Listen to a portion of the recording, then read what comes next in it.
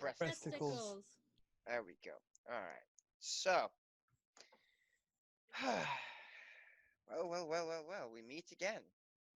I hope you've enjoyed the first two rather unique experiences and beginnings to a D&D campaign. Yeah. We have had autoerotic asphyxiation. We have had blunt force trauma. We have had cat kebabs. And apparently, we go and get something else today. So, hi, I'm DFG. You can call me DFG Gamer or Jess. I am a Twitch streamer. This is an 18 plus, 21 preferable aimed audience. So if you happen to be under either of those ages, either be responsible and don't listen, or just listen and never tell us. What we don't know can't hurt. Don't you shake your head at me. You can't see me, but I was shaking my head as well. I'm a Don't make mom. that face at me. I'm a mother. I'm obligated to shake my head at you for stuff like that. If Does I everybody don't have know... their water? Oh, shit, mine's downstairs. I have rum. I have, like, alcoholic water. Oh, God. Close enough. Spicy water counts. This isn't No, it spicy. doesn't. This is just mango flavored. Don't encourage her. The spice is down there.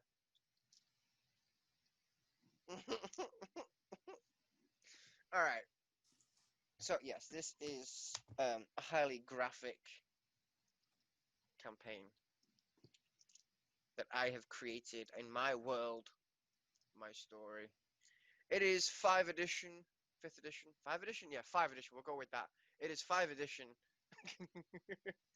with soon TM, maybe some 3.5 shenanigans, which should be interesting to throw a curveball at the players.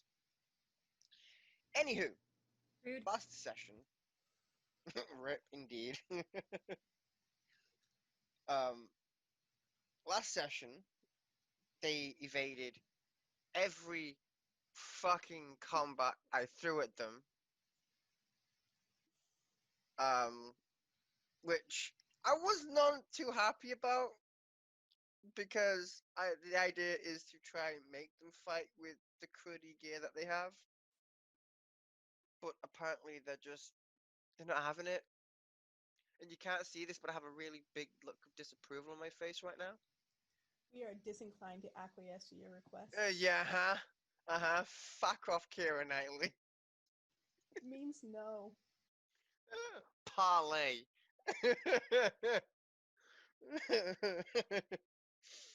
So, last session we finished off with a swan dive. And the Dragonborn being caught by the himbo. We literally just had a mini in-game, a mini out-of-game brief conversation about we've been calling Ash's character himbo for so long that we actually forgot his name. That's what you were talking about before I showed up? Wow, Flamegraph. rude. Flamegraph. His name is Orpheus. His name is Himbo. His name is Orpheus. His name is Himbo now. No. Oh my god. Rude. But accurate. The truth hurts, right? And you're the one who described him as a himbo. This is nobody's fault but your own. Anyway, so to just quickly continue from where we left off. Who was the one that got caught? It was a Dragonborn. I literally just fucking said. Oh boy, it's gonna be that kind of day. Himbo's night. Beck fell into Himbo's open arms like a damsel in distress. All right. The entire well, it seems to be mini population. At this point, I guess you guys can see the next map. There you go.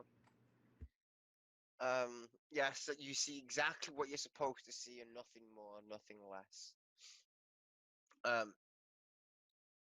The light that was kind of got snuffed out as the air from the hay bales and your swan dives and all that kind of shenanigans just carried over and blew out the light. That's that's the way it is. I'm sorry. If you're blind, you're blind. Um, you come across it. You all remember in that scene in Lord of the Rings where Aragorn and company get circled by the Rohirrim or the horseback? I've never Yeah. watched Lord of the Rings. Okay, well, that's how this scene is, except that you don't have spears to your throat. It's just an entire circle pit and staring with great intensity and interest of what lies before them. One of them comes forward and is like, "Wait, this is it? This is our fucking saviors? Are you fucking kidding me? I am no, no. Sorry, guys. Sorry, we're not being saved today. This cannot be. This could not be it."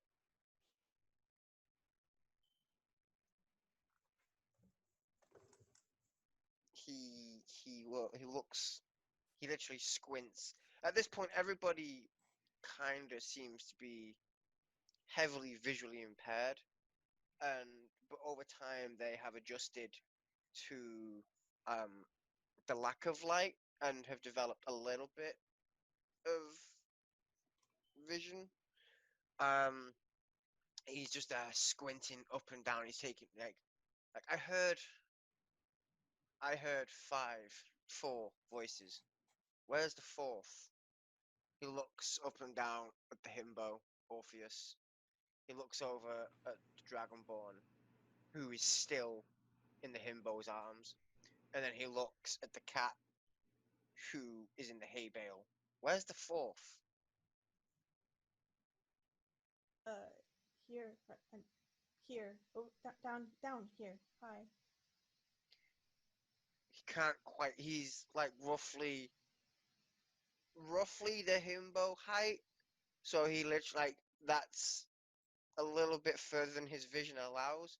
So he gets on one knee and then squints further. Oh, wait. No. You weren't the one that I was speaking to, right? Yeah. Yes, I was the. That was me. He buries his hand in his head, stands up, and just says, "We're screwed." I look at my companions and I shrug. For once, Jeannie has no words. We are actually screwed. Here's me thinking that, you would have been completely 100% competent, badass looking warriors, but no. Instead, we get a cat, a midget, a dragon hybrid, and whatever the hell he is.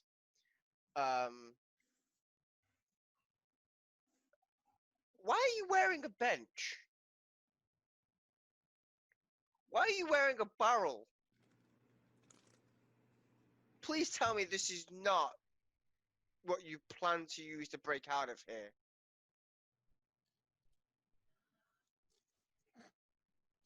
I'm sorry. No, character is laughing because I forgot I was wearing a barrel.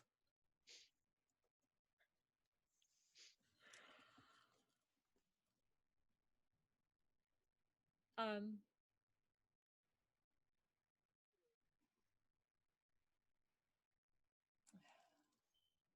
I mean, come on. You're supposed to, like, we thought that you were here to save us. But I guess I was wrong. You're just another brick in the wall, I guess. I'm gonna barrel right through them.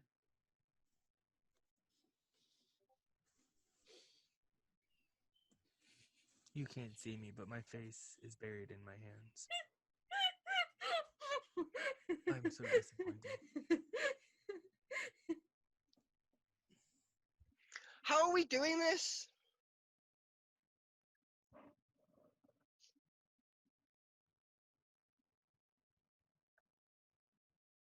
Like, are we doing this violently? Like, maliciously? I mean, Like he's dead seriously saying, "I'm gonna barrel right through them," and like, Go ahead and make an intimidation check. yay for charisma-based stats.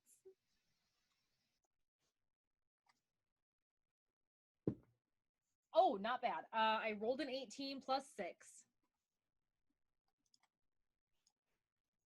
Okay. There's me remembering that my mic is muted because I was knocking on the barrel saying, it's a joke, guys. He's making a joke. So, the person that was been speaking to you this entire time, although appears to be human, kind of stands up to his full height, and immediately you see rippling muscles and the flex of pectorials. And he just walks up to you, point blank range, looks you dead in the eye. I'd like to see you try. You don't scare me. I wasn't trying to be scary. How does a dumb person look more dumb? Because that's what he looks like. Okay. Just thought we'd clear that up. Joke. I'm not sure if that was a joke, like from a DM's perspective, because if it was, it went completely right over my head. He deadpanned. I'm gonna barrel right through them. It was a pun because he's wearing a barrel. It was really bad. It was He then looks at the himbo. I have a name. Puts It's Orpheus.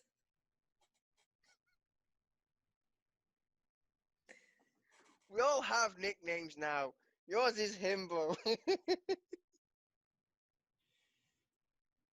Through no fault of your own. He then looks at you again. The entire silence for about 3 to 5 seconds. Oh! Junie continues chuckling very, very nervously and stands a little closer to the giant man in a barrel. Sorry, my humor's not as it once was. This place has a tendency to corrupt even the most pure. It's a struggle. So humor isn't quite what it used to be. Come in.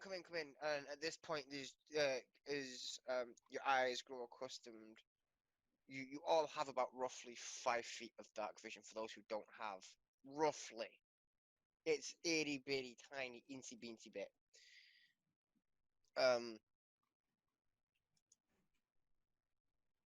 Oh wait, hold on a minute. It's a little dark in here. We usually have at least a little bit of light. And a small child, no more than the age of say 10, passes up a torch to him and he marks it. Now if I can do this and do this, boom, there we go. This is the best we've got, I'm afraid. Once you're down here, they kind of have a tendency to forget about you, which is a double-edged sword in a way. We're left to our own devices. We get checked upon maybe once a month, and and that kind of leaves us to do other things. So how long have you been here?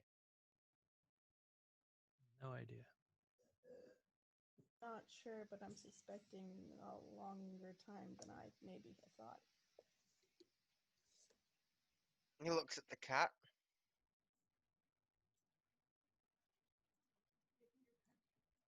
We can't hear you, cat.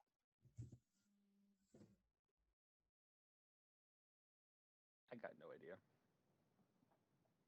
Then he looks at the big guy in the barrel.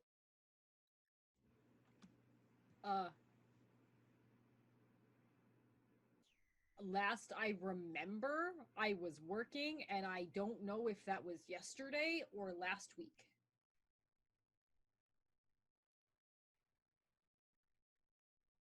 I see.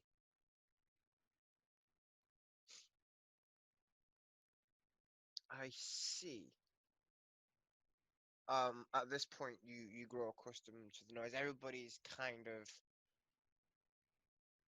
well, still interested. They've gone about their business, so you hear the tink, tink, tink of the pickaxes against the wall. The hammer on on an anvil by the sounds of it. And you just hear generic whisperings. Nothing malicious, just like, are these really the people? Like, what's going on?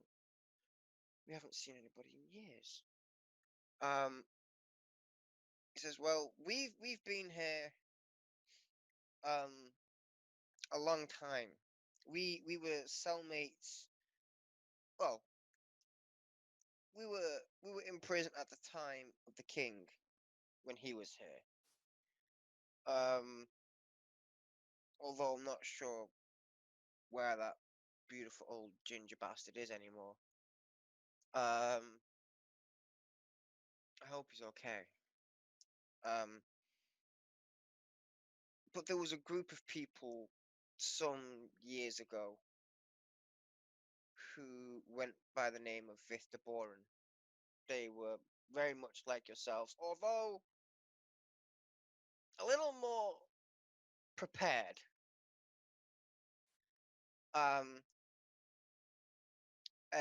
they basically took no prisoners and killed everything that was remotely evil in their path to break out. Since then, those passageways have been blocked by the royal guards.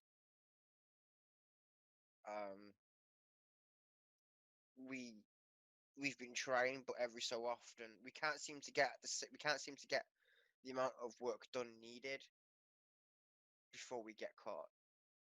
We need to get to a point where we can hide it and make it passable, so that when the guards do come for inspection, we've just been mining, doing mining things. We've been down here for, and then he stops, squints. I think for about 50 years, at least by material plane stances. I'm sorry, what? How old Yeah. are you? I honestly don't know anymore. Like once do you even know where you are? Jail, Do I? obviously. So you think you're still in the material plane? What's the material plane? The place where you see grass, doors, humans, people working in harmony together. You can walk into an inn and buy a pint and not be looked at as if you're about to get shanked. I always look like I'm about to get shanked, but Okay, there's but places you clear, can't do that. There's clear blue skies on occasion.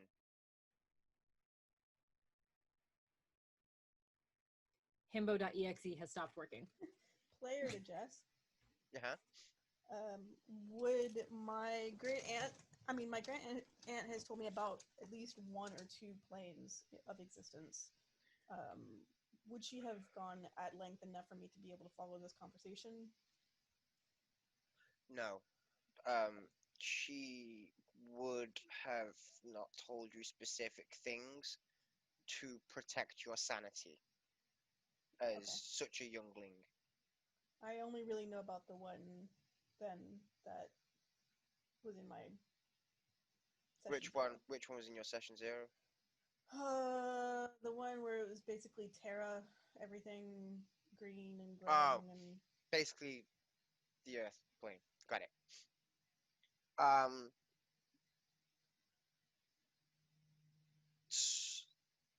You honestly have no fucking clue of anything. when I came here, I was just a girl. I don't even know how old I am or where I am. I barely remember my name. I'm supposed to get married tomorrow. I pat his barrel. He looks at you and says, somehow I think that day may have already passed. He does this. Time here doesn't quite work. He like sinks in on himself a little bit as the reality that he's not getting married tomorrow starts to hit him. I reach up and take his hand without saying anything. At this point, the elderly-ish looking, at this point, he human,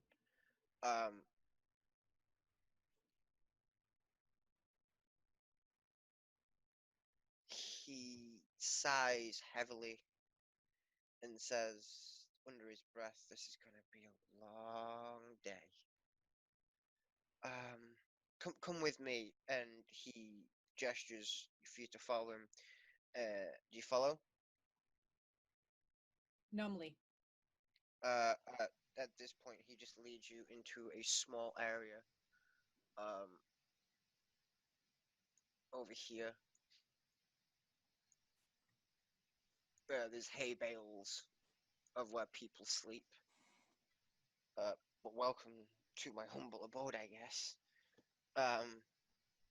We don't really have much. We mine a hole, we piss in the ground, we bury it with rocks. That's the way that this works. We get fed. The stock cupboards get filled once a month. We don't really have contact with anybody.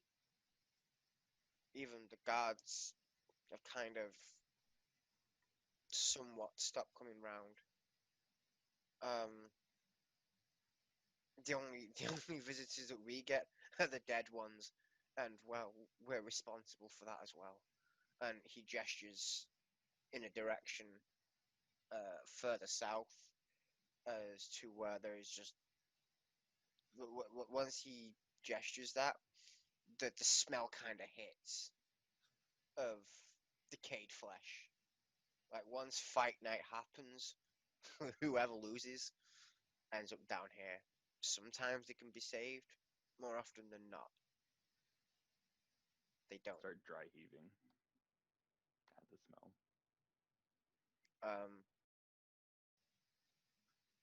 But I'll say this: you are not on the material plane, and time. We still haven't fully understood how it functions down here. There is a reason why everything looks as, well, black as sin itself. Welcome to the Abyss, I guess. A realm which is ruled by tyranny, slavery, and just sheer dark and twisted. Would Beck know any of this based on the studies and things that he was working on? Go ahead and make a history check.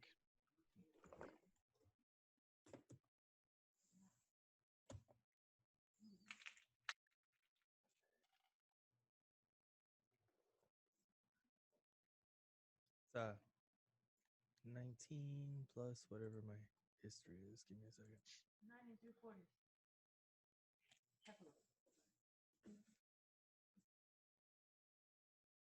18 plus 3. 21 total. Yep, that's enough. Um, you would know a fair bit about the abyss. You would know that when he turned around and said that even the most pure can be corrupt, you know that that's just the way the abyss works. You sleep, and there is a chance you wake up pure evil. And if you don't manage to shake it before leaving the plane, well then you're no longer the same person you came in as. Instead of coming in pure and white as gold, white as snow. Sorry. Well, you walk out with no soul. I'd grasp my chest and start crying. Let me just fail that will save right now. Let me just auto fail that will save. Nope. With that amount of history that I would have been able to like kind of verify what he was saying, would I know of any stories of like heroes or people that have done just that though, like left with their soul intact?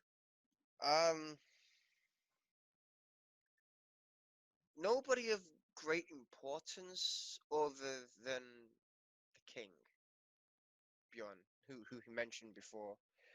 You know that Bjorn was once the king of Landau, who then teamed up with Victor Bourne and tried to take back what was rightfully his. Okay. And completely different direction from personal studies, would there be anything I could possibly divine from my patron? How do you mean? Like, given the patron's status and everything else, Mm-hmm. um, any like fragmented thoughts or input that they may have on the circumstance if I focused on it?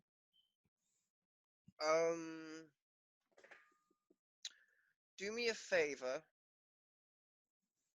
and roll me a wisdom check. Sure.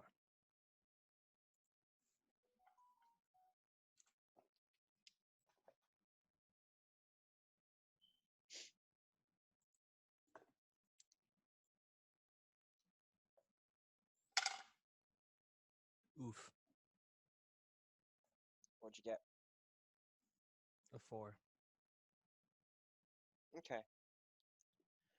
Um, you try and take a moment and just connect with whatever fragments of your patron are left. Nothing really springs to mind. Although you do get a sense of caution, and that's it. So nothing new. Nothing new. Perfect. How long have you guys been awake? Here in this prison? Like an hour? I heard a cat. Hi, kitty.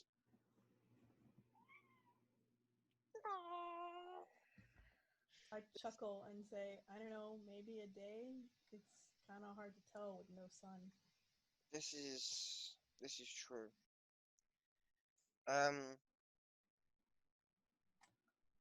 I'm gonna go ahead and assume yes. player to DM, you are breaking my heart right now. My dumb boy just realized he's not getting married. Yep.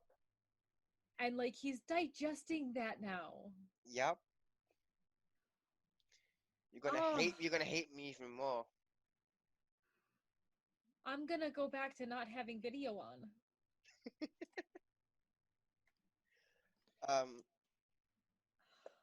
Maybe a day. Have you slept at all? I would like to. Other than my coma.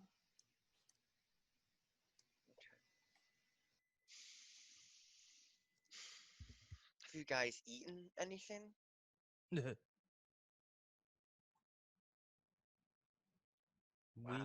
We just woke up maybe an hour or so ago, in cages, upstairs. I don't like cages. Okay. Why we broke out? Yeah, we heard something going on, but we weren't too sure as to what, who, or why. By the way,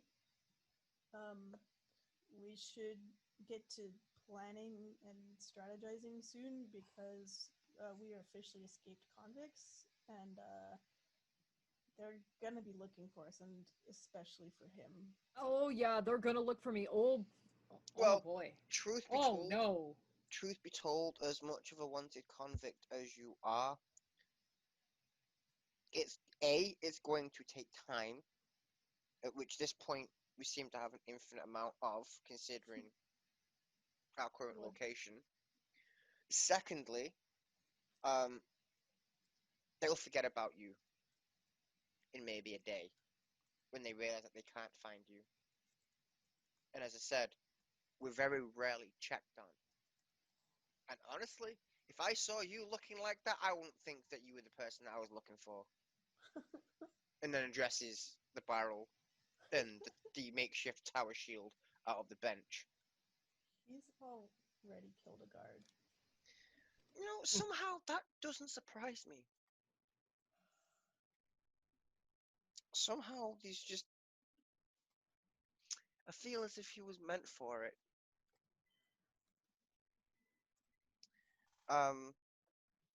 So yeah, in like the only thing that we ask is that you chip in your fair share of work.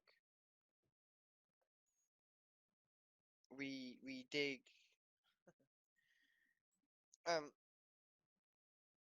we basically dig for metal that they come and collect, that we leave, and then they come and collect.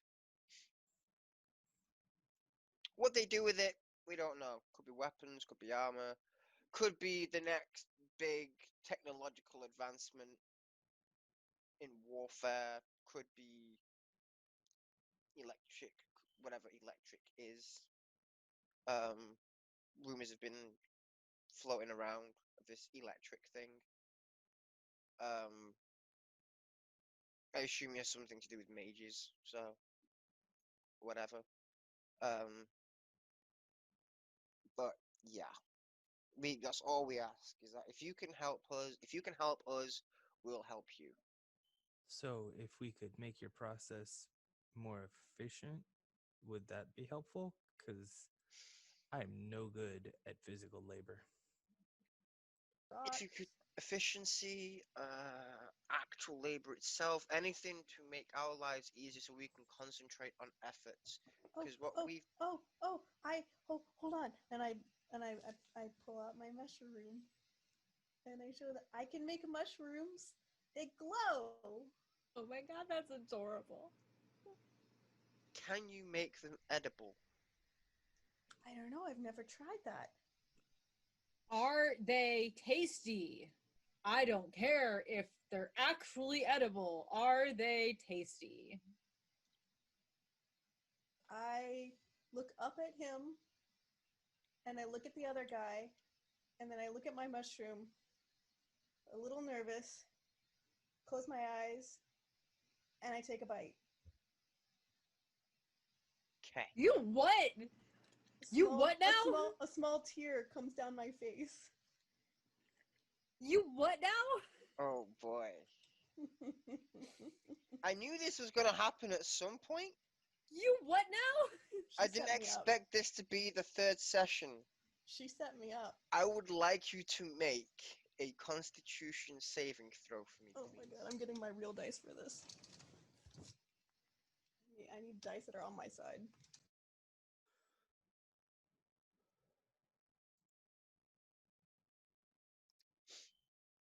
I've literally just had to very quickly think of something on the fucking spot. Welcome to Dungeons and Dragons, where 90% of the process is improv. It's higher than that.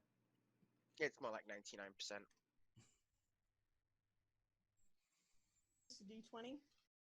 Yep, D20 plus your modifier.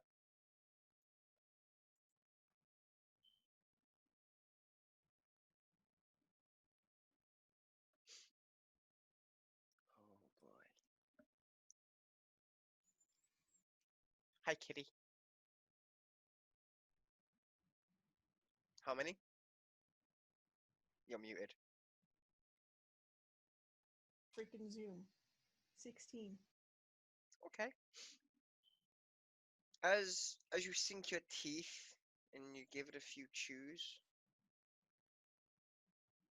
your brain goes a little fuzzy for a few seconds, and then you projectile vomit a rainbow.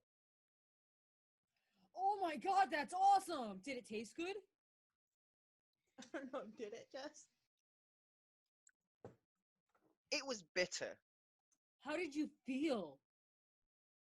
So I'm still like wiping rainbow vomit off my face and I don't answer him.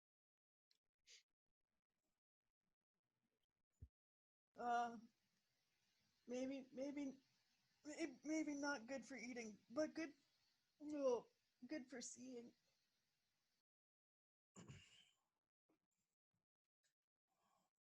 Doubled over, which makes me like a foot tall, and When not she too projectiles, you literally just see a rainbow, which is really weird and obscure for such a location.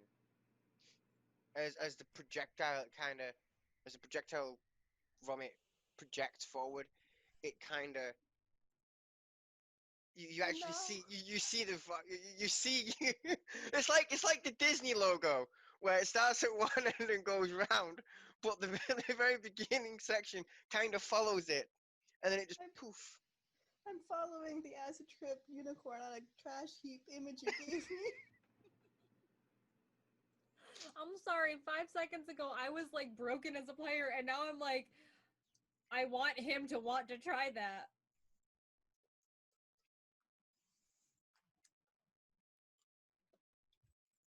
I'm out of character. I am completely delighted by this disgusting scene. So, for anybody listening, I don't have my camera on this week, and I'm stimming hard right now. Like, I keep waving my hands in front of my face, trying to keep the emotion down. Wow. Because vomiting rainbows. Honestly, that was the first thing that came to my head. I was like, I'm gonna have to think of something fast. 5, 4, 3, fuck it. Maximum effort. Projectile rainbows.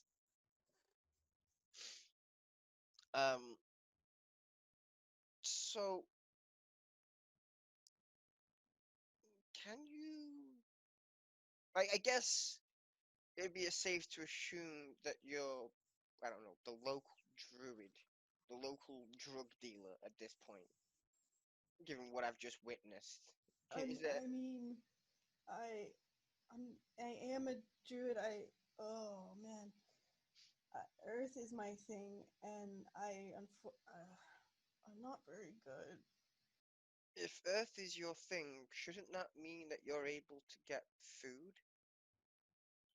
You would think, but like the normal, simple stuff eludes me. It's the complicated, weird shit I shouldn't be able to do. I always seem to pull off, and it's never when I'm trying. I don't know what I am. Okay. Might want to work on that. I That was gonna, and then now, well,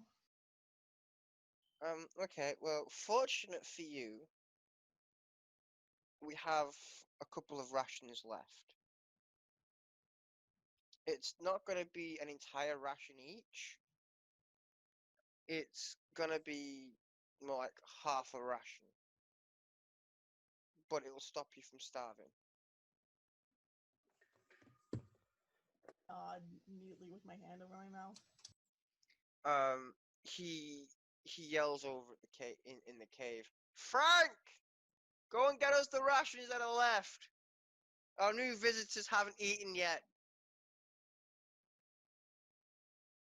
And a teenage boy, say no older than 15, runs off and returns few moments later. He's quite fast.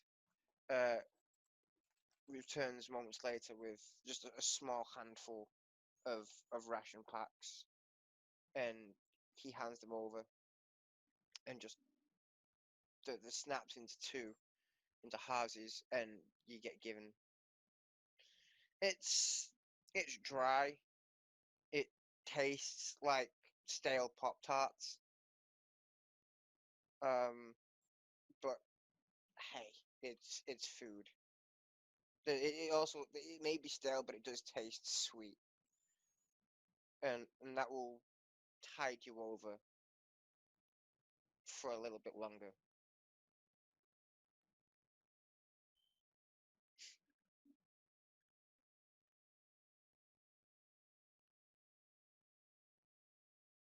You having to abandon post Kathmandu?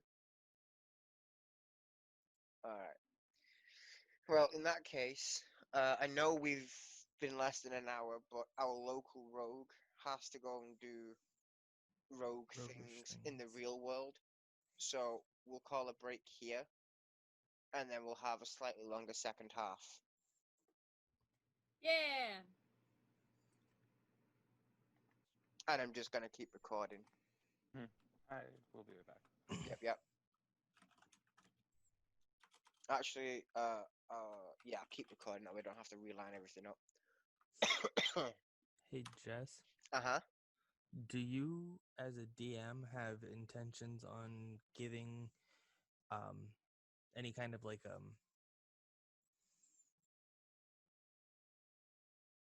role model or like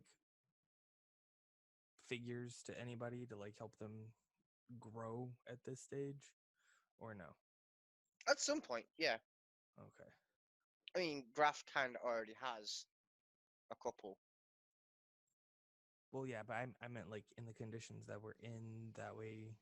On the same plane would be nice. Oh, yeah. Right. Yeah, no, absolutely. That might happen this session. I was gonna say, because if not, it might be two different types of magic, but Beck would be willing to try and show her tricks and tips for focusing, I'd allow that. at least in an attempt to try and help her. Yeah, no, I definitely allow that kind of stuff. I encourage that kind of stuff. Like, I mean, shit, we've already got character growth from the fucking himbo speaking Draconic. I am not sorry Exactly. about that. He tried so hard. I was so proud of him. He did I a am great not sorry job. about that. He did a great job.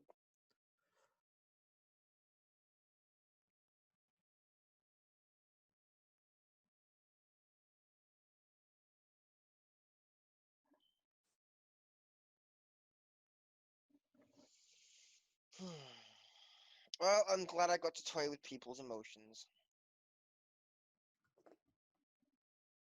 Looks directly at Ash, who apparently Yo, AFK'd. you're a bitch.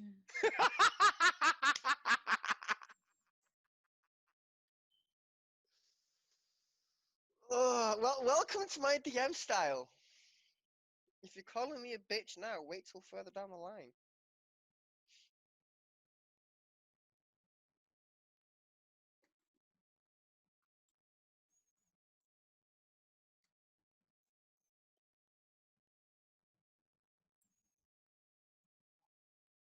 Hey, Graph.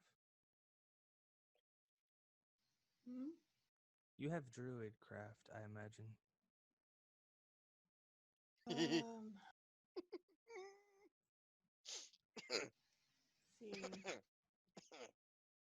hasn't really worked well for me yet. No, that's fine. I've, in order to nerf you all to the ground, I had to do that from literally the ground up. Pun intended, because Earth Elemental. Druidcraft doesn't quite work the way that you think it works at this point. At least not yet. Okay.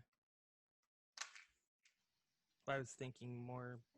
There's like a line for in the description. Instantly making flower blossom seed pod open or a leaf bud bloom. Yeah, she hasn't quite mastered that yet. No, I've made a psychedelic glowing blue mushroom, but I can't seem to do anything else that even the 7-year-olds can do, and it's a source of contention with me. I couldn't lift a rock, but I took a chunk out of a cave. So, like, things are weird with me. Very weird.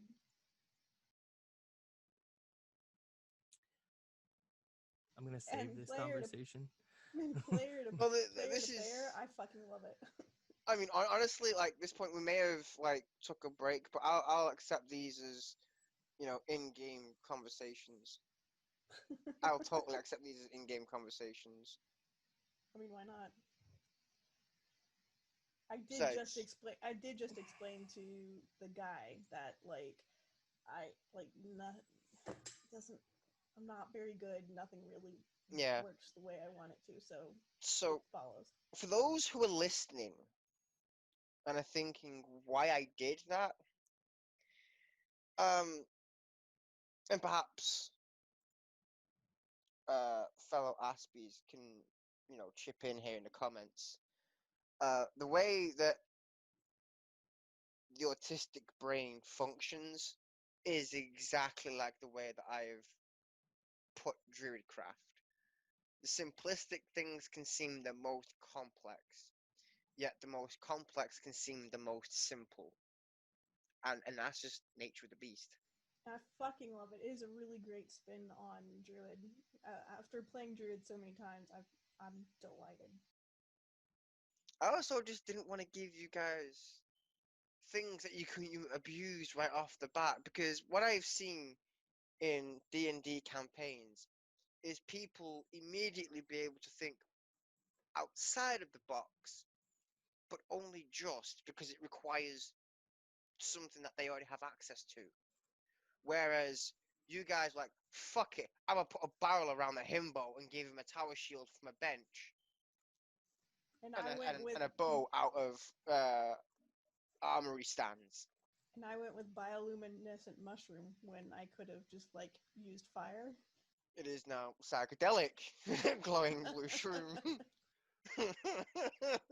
No, it's mostly just now confirmed psychedelic glowing blue mushroom. The little skull-shaped spotted pattern on it had that implication.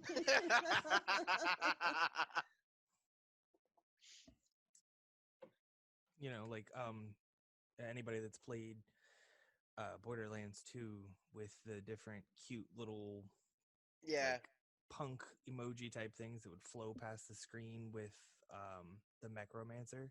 Yep. Just I love the mech. bow-shaped things on top of skulls and crossbones just floating across the screen. Yeah. Gage is the absolute best. I love her so much.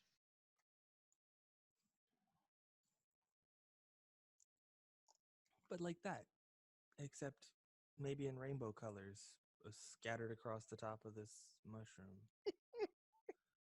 I can't believe we went down the whole Disney logo road. I was like, fuck it, we're doing it.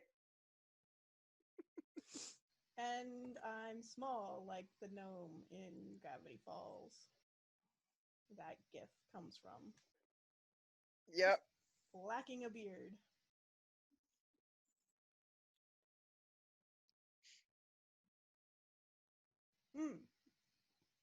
My artist wants details from Kathmandu and Orpheus. I'm gonna use his name Okay. for I the ass- bus. I assume you forwarded details. Yeah, I got your stuff, and I got mine. Way too many details. No, it's perfect. Just need to do the Tabaxi and the Asmar. I was tempted to try with the little image that I have put together on the fantasy grounds to try and put like the veining on his face. But it's a daunting task that I don't want to screw up and have to start over again and again and again on. Which is why you save as a copy. Oh no, there is, but it's more the actual like line work for the veins and everything. Oh, yeah.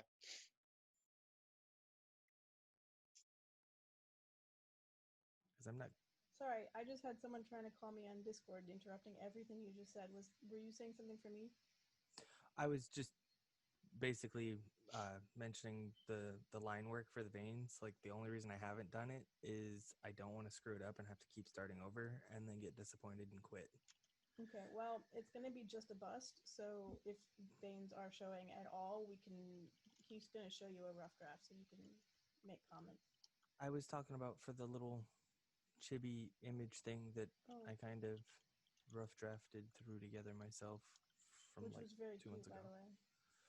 So I'm not good at like the original artwork portions. I'm good at making them colorful and different once I have them. So give me a coloring book and ink pens and I'm good. I'll turn it into like way more details and way more things than was expected. But ask me to do that from a blank piece of paper and I just kind of stare at a blank piece of paper.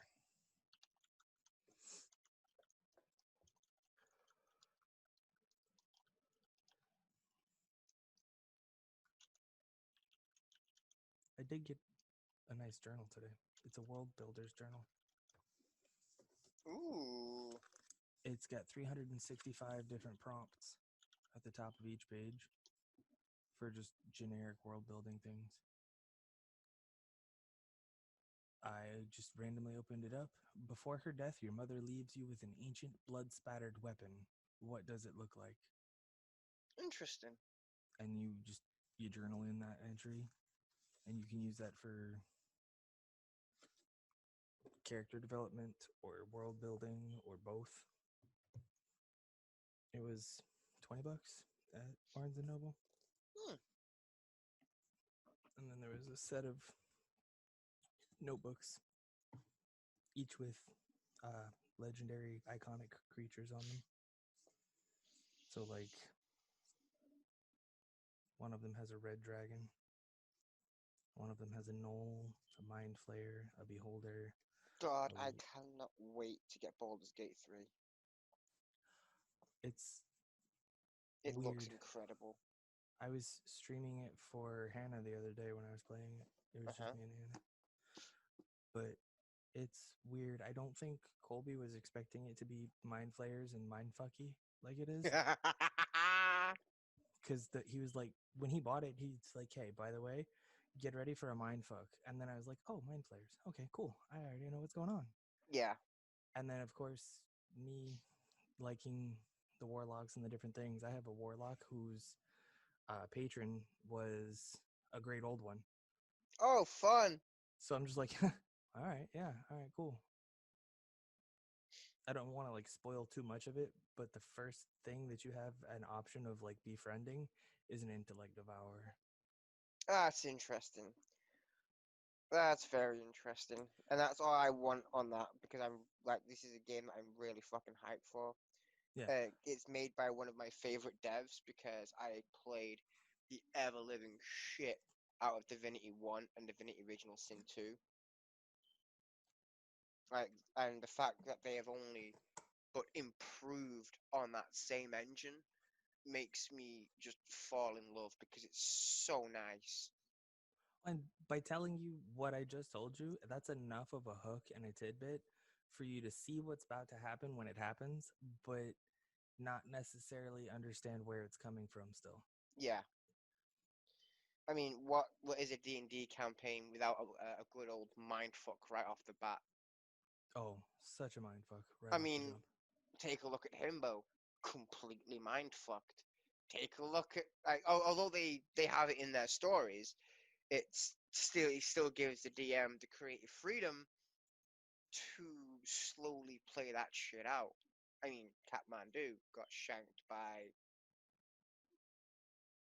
parties unknown, but he knows exactly who did it. Take a look at Graf nerfing Druidcraft straight to the ground.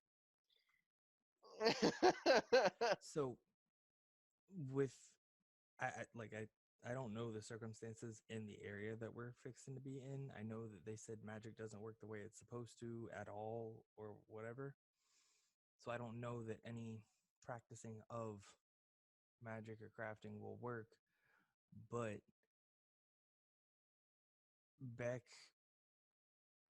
is more gonna try and conquer that obvious issue that Genie has with self-confidence.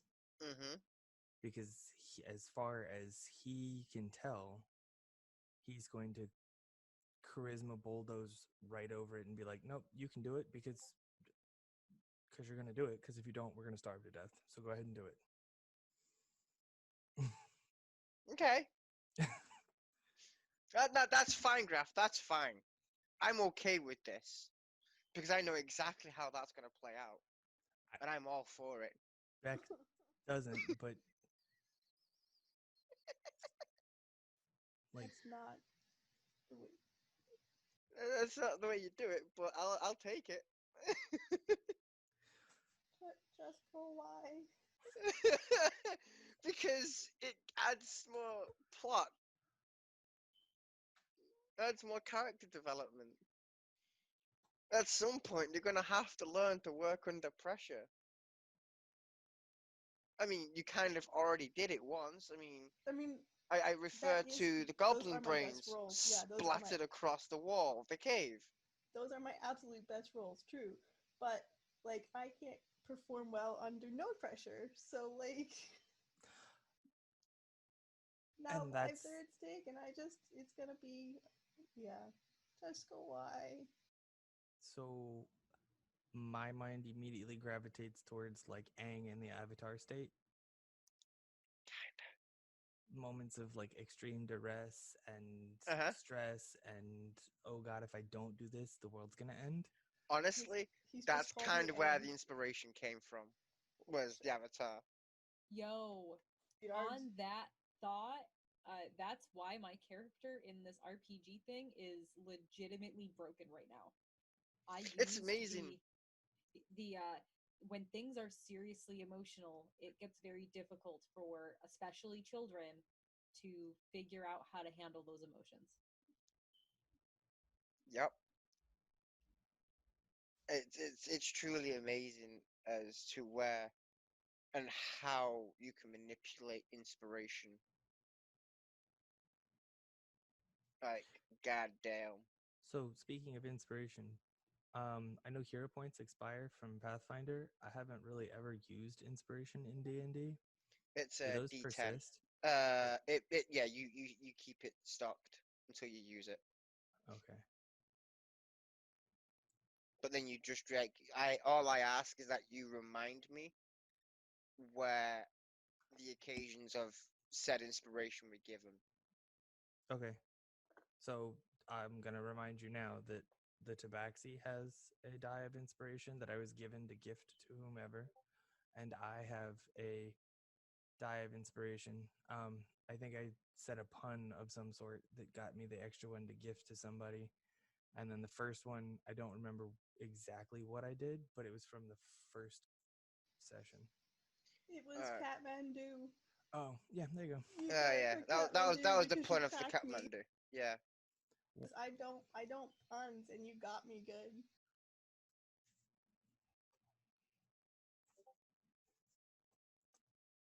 Alright, so 2d10s of inspiration. Kathmandu has one of them. Alright. Yeah.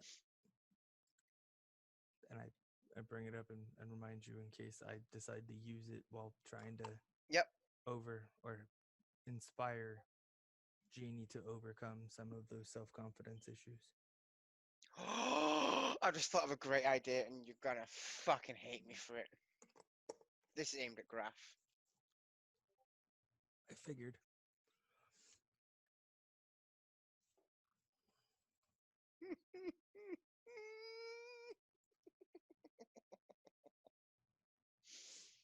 Oh boy, I cannot wait. Essentially, my idea, Graph, is that we get you to where you can druid craft some basic seeds or whatever, and then possibly get a holly tree or bush, or whatever, mistletoe bush, whatever, for your other abilities. And then, Mistletoe. It's mistletoe. yeah, it is mistletoe. But once you have the mistletoe, then you can theoretically keep everybody in this little dingy turd hole at least nourished properly, which will increase their efficiency to a certain degree, I'm sure, because malnourishment really, like, it's not the easiest way to work in these conditions if you're malnourished. My biggest concern is that most of my benefit comes after long rests, and alignment shifts are now associated with said long rests. So, like, that's a high risk. There's a chance of an alignment shift. And then a long rest. I'm trying to think. Depends, I guess, at that point on whether or not you play halflings the same way you would, like they do for Lord of the Rings, where those kinds of things just affect you slower than other people. Hence why the ring was carried by Frodo and Bilbo before him, was because Gandalf knew that the human hand could not handle that kind of Power. soul-crushing power, whereas the lighthearted good-naturedness of halflings was more resilient and resistant to it. That reminds me,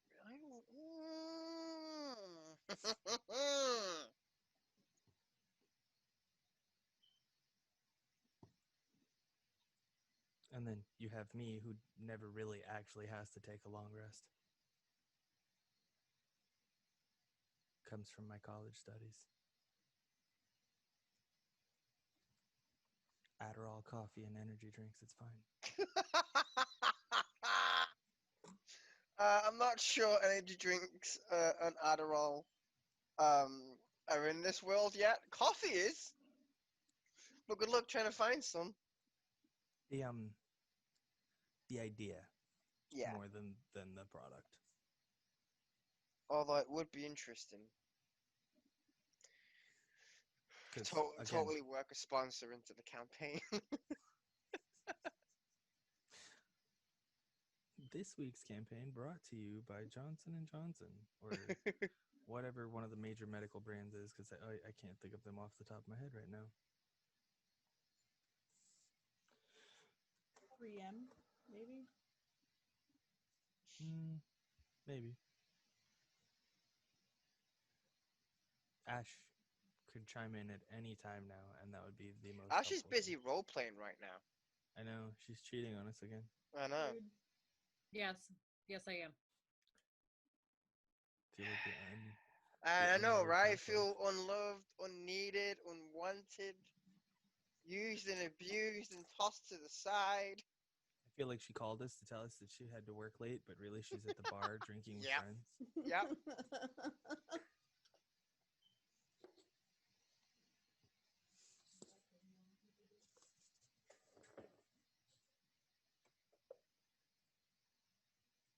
Now, for those who are listening, of course, we were joking.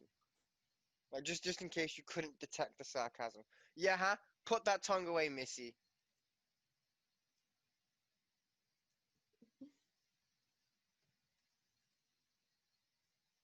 Uh-huh. Uh-huh. Yep, to you too. Yep, flipping each other off. How are the jitters, by the way? Like, I'm trying to get you to calm the fuck down.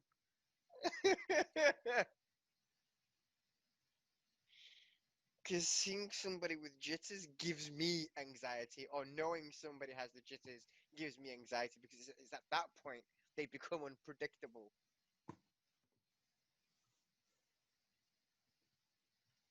Not talking from personal experience whatsoever. Yeah, like my character had a really rough couple of days, and uh, it works out really well because I'm trying to get Orpheus through the stages of grief, and him finding out that he's been here and that he's not getting married tomorrow, and all of that goes really, really well with. So, like this tracks with how I was planning on doing him. So, I'm going to turn around and say to you, this is the perfect way to imagine how this went down. Imagine the scene in Captain America where he has a date, then he sleeps for 70 years. Right. No, I don't want to because I'm already in that headspace. But I was kind of for you, but more so for the listeners. That's kind of where that came from. Unintentionally, I might add. I'd only just found the relation right now as this conversation's taking place.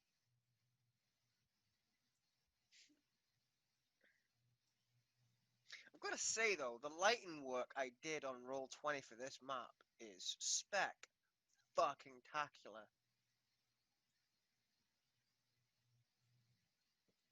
Like, god damn.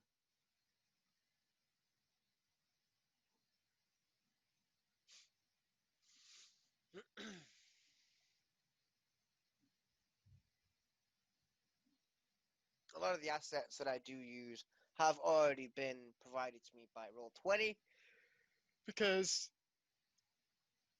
over the course of the last 2 years I've spent a lot of money.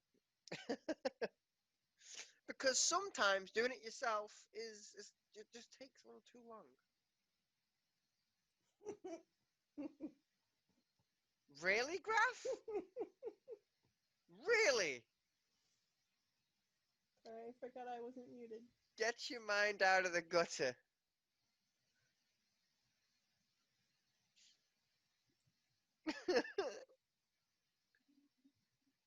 Well, sometimes you need to pay somebody to get the same experience but quicker. Oh boy, I didn't make that any more easier, did it? I mean, do it yourself, where it takes, up to 3 days, or pay somebody to do it and know that it's going to get done a lot quicker. I can think of a few instances where that works. Can you stop? No. Please. Why? My face hurts. And you don't even need the puff stick. So, let me ask you this, whilst we're still on break. Graf, where do you see your character at level 5? I don't fucking know. I've never been past level 3. I Okay. barely made it to 3. Where do you think? Okay, where do you hope to be at level 3? And don't say level 3. Huh? Out of prison would be great. Okay. It's possible. No, honestly, I'm not thinking much further than the stated goals, which she is having to reassess because of situation. Mm-hmm. But Which you'll probably end up having to reassess once you're no longer lawful good.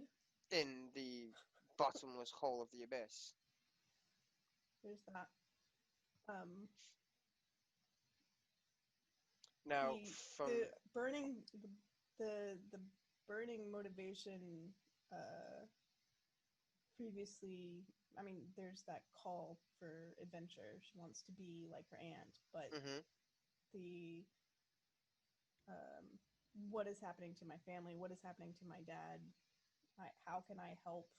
We are under attack, and I don't understand anything of what's going on. I need to understand why there are goblins, etc., etc. So those two things are my motivators, but as far as like druid wise, I'm honestly just looking for the chance to flex any of the cool stuff. How we play it is I'm open. Okay. Well, I will say this from DM to players. Should your alignments change, there are ways for it to be reversed. Other than the generic, you gotta do good to shift your alignment. There are other ways to do it, I believe. Having a strong connection with a deity that has the utmost hatred of evil acts and evil creatures. Redemption through celestial beings. I think there's a spell or two. Yeah, I want to say greater restoration or lesser wish would restore a creature's alignment if it was shifted against their will. Yeah, which in a sense it kind of is. It definitely is. My character has no desire to be anything other than lawful good. It's a slippery slope as far as with like the himbo and their fits of rage. Like Orpheus is probably the most at risk for a rapid change in alignment. If I had to guess based on the things. As far as behavior goes, absolutely. My character started crying because she's so damn wholesome, and it would absolutely just break he's her going to have heart. a change of alignment. But it's how you get to that alignment that's going to be interesting. But given Beck's celestial connections and everything else, he has strong motivations for trying to help make sure that you guys come out of this as intact as possible.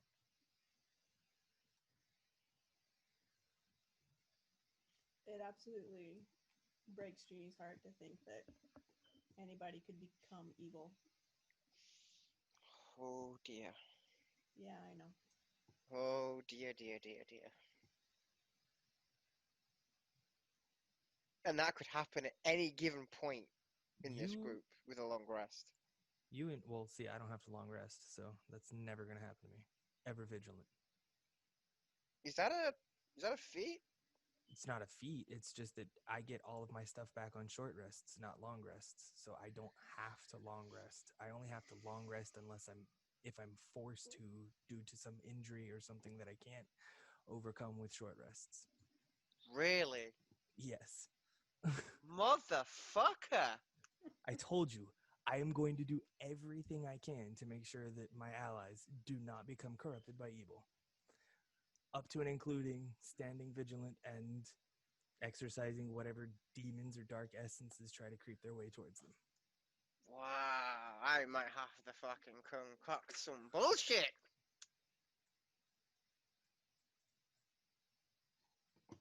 Damn! Coffee lock is a thing. Let's go. I'm cutting you off the coffee. It mixes it with liquor. It kind of counterbalances. It's fine. Does Dragonborn damages resistance to the damage type associated with Dranic ancestry. Few. Cold, That's cold. which I don't foresee a lot of unless we get to certain portions of the abyss. Because there are certain portions of it that would have frozen, frosty things. Yep. Okay. So you're not exactly immune to anything, because like elves, I think drow elves are immune to a couple of things. Some of the elves are immune to like sleep and charm effects Yeah. and things like that. I'm not immune to them. It's just still going to be hella hard to hit me with them because I am a charisma-based caster still. This is true. Makes note to give a couple of mobs basically the equivalent of sleep powder. Hashtag Pokemon reference.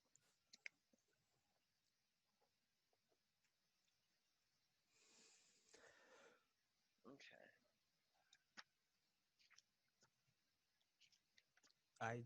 As soon as we hit level 2, I stop being useless and blind, so it's fine. I'm already going to be an incantation down, that's all. Oh, because you're going to use dark vision, right? I'm going to use the incantation for vision, yeah. I'll be able to see through all types of darkness, including magical darkness. For how many feet? Either 60 or 120. I'm also, there's feat in Unearthed Arcana that allows other characters to take Eldritch invocations. It's a good job we're not using Unearthed Arcana then, isn't it? So like I want you guys to be OP, but I want you guys to fucking work for it and put you through hell for it. Because that way, it's going to be so more satisfying come endgame, where you can steamroll almost anything.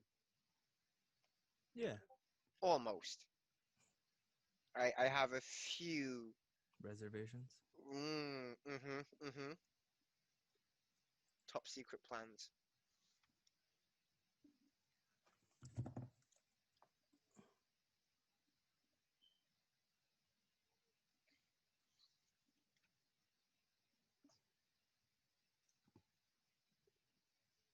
Oh, okay. So, I mean, that's...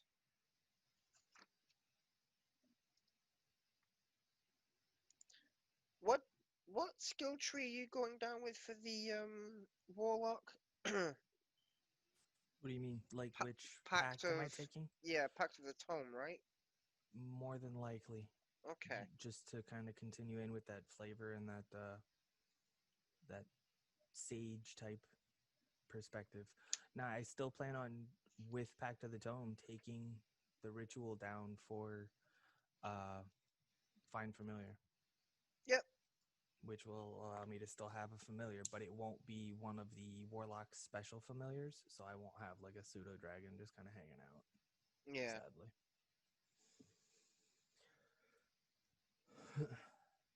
Or an imp that polymorphs into other things. That would be cool. I've not actually, like, all of the D&D campaigns that I've watched and listened to, you don't really hear that being used a great deal. And it has so much potential. So, in Pathfinder 2e and in D&D 5e, they've really loosened up the restrictions on familiars, depending on the type of familiars that you have. In D&D 5e, it's basically 1 hour and you get your familiar back. Whereas in past iterations of D&D, you would lose like entire levels of experience if your familiar died. So the little bit of a boon or a boost that familiar gave you, you spent a lot of time sending it to go and do petty tasks so that it was elsewhere and not in risk of being killed, because it was going to not only hinder you immediately as far as your experience goes, but then you still have to spend the better part of a week or a month or whatever the length of time it was to reacquire a familiar. Or you could just say fuck it and go without the familiar at that point.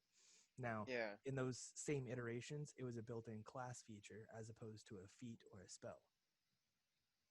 So like with Pathfinder 2e, it's a feat where you just have to put in the downtime to re-get it back. Or in D&D, it's a spell. So anybody that can cast the spell Find Familiar can get a familiar. And it's a ritual, so you don't have to actually have crazy casting abilities. You could literally just be a magic initiate, and the time, it's either 1 hour or 2 hours of in-game time that you would take casting the spell Find Familiar. And it's an arcane essence that coalesces into the shape of whatever. So for the casters that can cast it at the instant speed, they could literally cast it, have it be whatever they wanted it to, and then, you know what? A rat's not really good for this circumstance. I want a raven, and then recast it, and it would change their familiar from one to the other. Yeah. So let me ask you this question. Same question I asked Graf. Where do you see Beck at level 3? Level 3, able to see in the dark. Given the circumstances surrounding his patron, I don't know how he's going to come in contact with a grimoire, how that's just going to kind of coalesce into being, because third level, that's where they get their grimoire. Mm-hmm. I'm calling it a grimoire as opposed to It's the same thing. Just one book. sounds better. But with Pact of the Tome and with the patron that he has,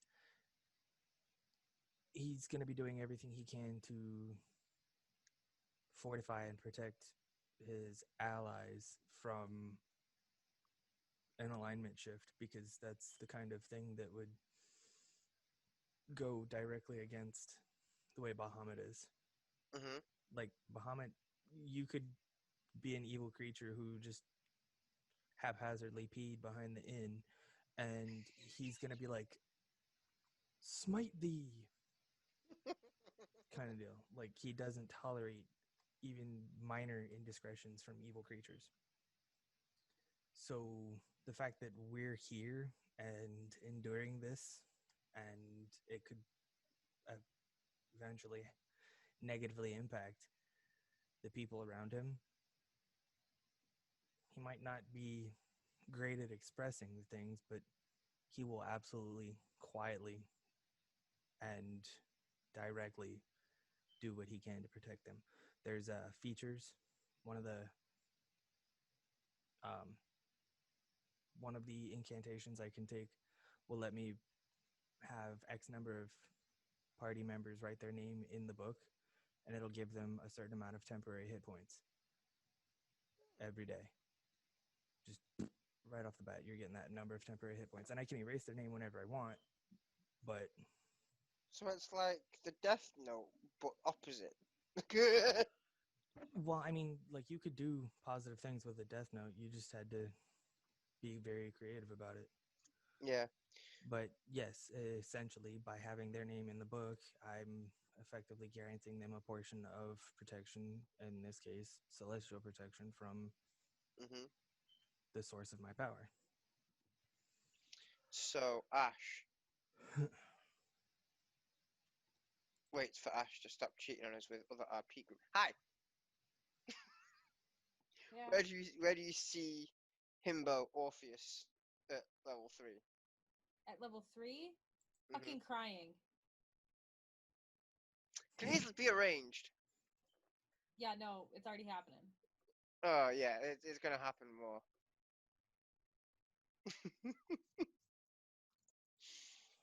Right, what would you want to happen?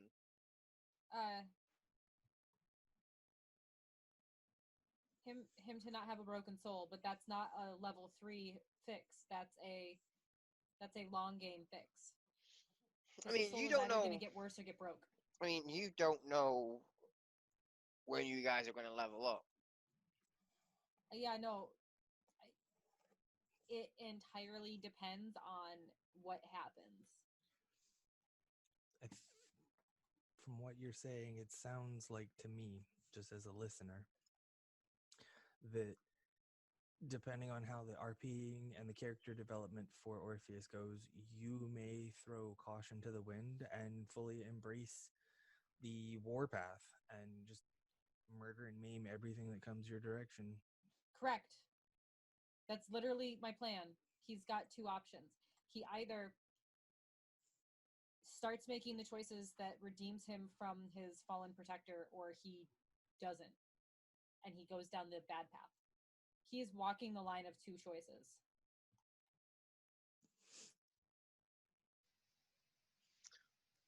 Well, welcome back, Catman. We actually just discussing where you see your character at level 3. Where do you see JD at level 3? Like when he's at level 3? Yeah, like what do you want to have happened by the time you hit level 3? Where do you see yourself?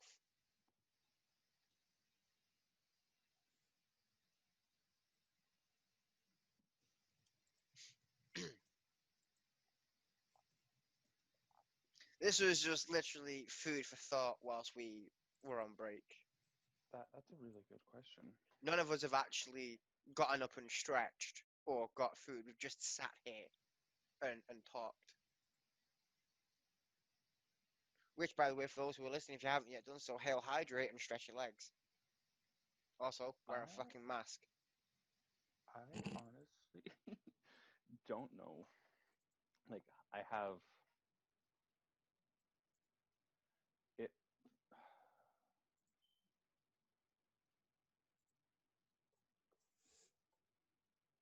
I want to plug a thingy when you're done, when you're done, Aries. Out of character, I would want JD to be like actually trusting of people, hopefully. Of this Okay. group, Oh, because- oh, you poor soul. Okay. because I don't know at this moment. I don't know how much JD's fully trusting them. He,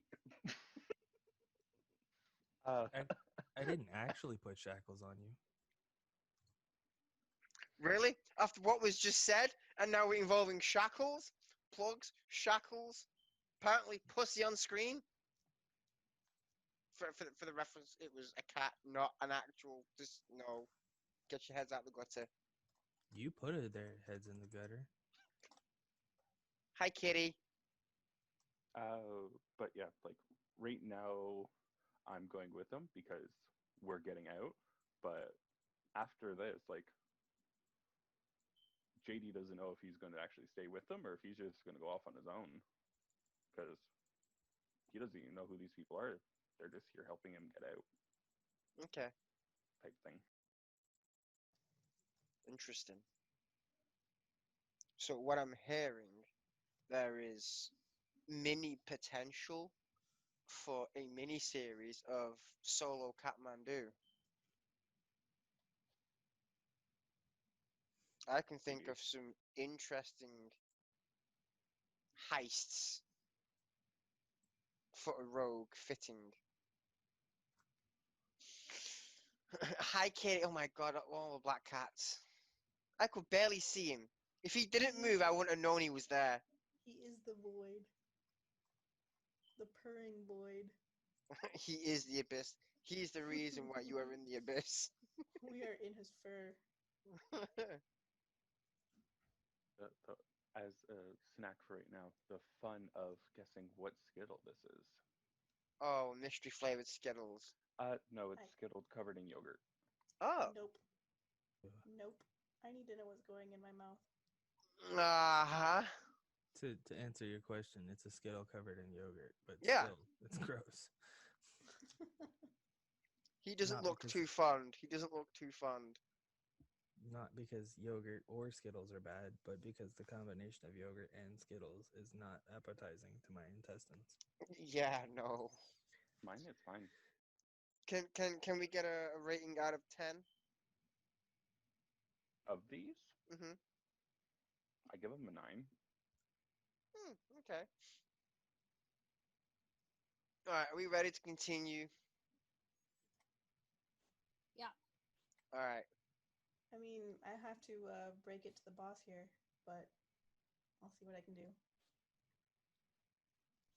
I just have to adjust my volumes. Hold, please. Okay. God, he's so loud.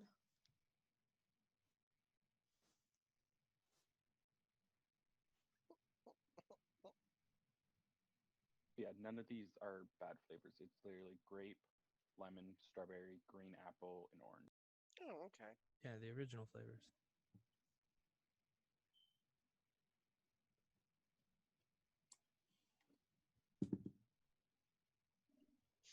My favorite type, the berry babies.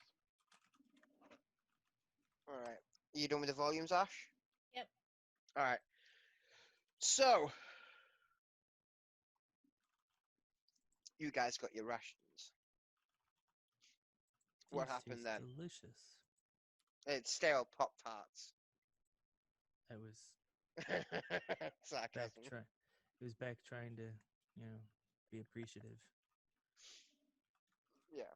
I mean, at this point, you kind of are appreciative because it's literally the first sign of food you've seen. Oh god, I can just imagine the rogue's reaction as an actual cat.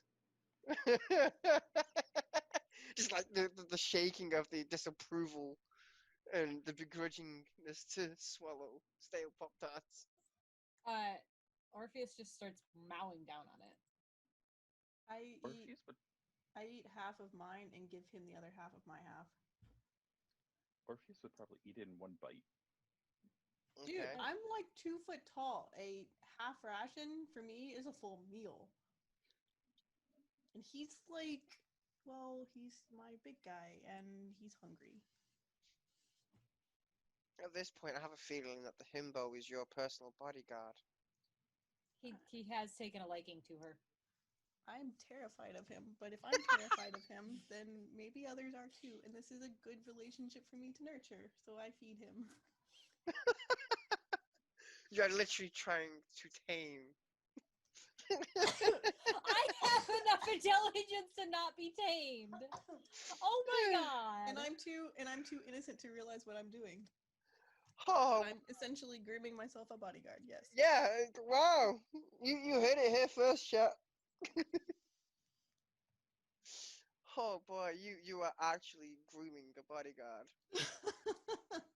Oh wow. Okay, but in her mind, like she's Oh, yeah, no, legit yeah. she's logically saying, okay, like this is a feast for me. Like this is a full meal. Yeah. And so he can have half of mine, and I can still have a half portion and be okay. Yeah, but read between the lines. No, you just asked an Aspie to read between what lines? I see nothing but this logic. He's not that dumb. He's just not intelligent. Well, she's But not. you wouldn't know. You wouldn't know she was quote unquote grooming you to be a bodyguard. It's I just a sign of... know. She doesn't either. She doesn't know this either. No, exactly. All right, so She's where did just being fucking wholesome. so where did we leave off before we had to let the rogue do IRL rogue things? They literally just gave us the rations. Yeah, here's the rations. All right. I just added Technicolor vomit to the floor, so at least it has. Oh yeah.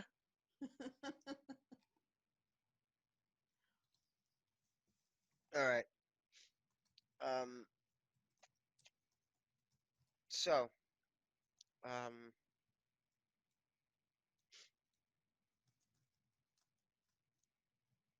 Shit, my brain just went dead.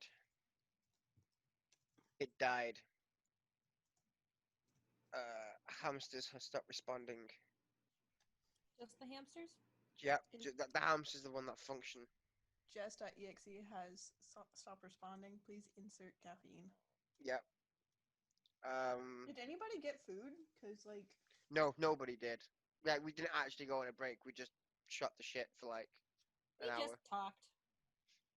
Was it really an hour? How long was it? I got back at 45 minutes. Good job. Good time. It took me about 25, 30 minutes to get there and back, but then munchies.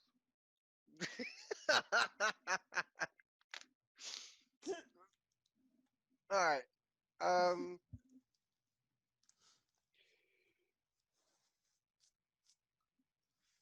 Okay, so I'm not sure when you guys rest, as we don't really have a concept of time down here.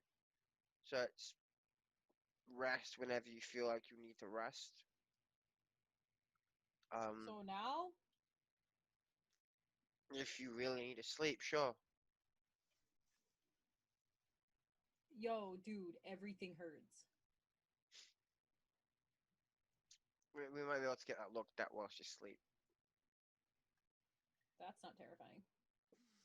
I mean, at least they're telling you that they're looking. I mean, yeah.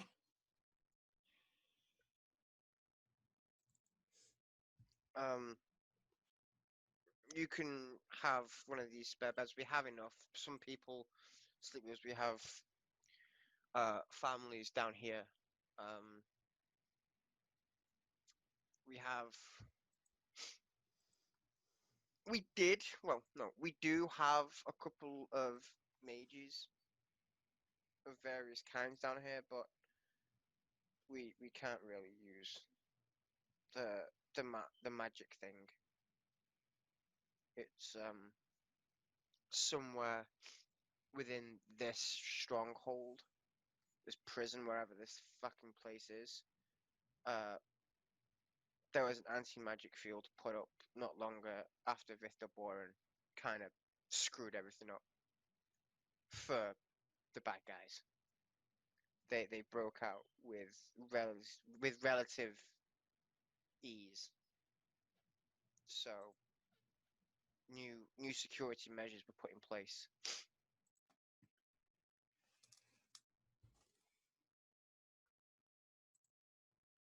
Perhaps if at this point you guys have more freedom, if you could find this and take care of it, perhaps it may solve arcane-ish problems. I wouldn't know. I don't know. I don't do magic. I would assume it does. I don't do magic either. It's okay. We're fine. It's fine. Everything is fine. Looks around. Yeah, sure. Absolutely. He's in denial. Hence the sarcasm. Yeah, no, everything will be fine. Like if we can get you out. So here's the thing. This is another thing that I ask. If you manage to get out, at some point you come back for us.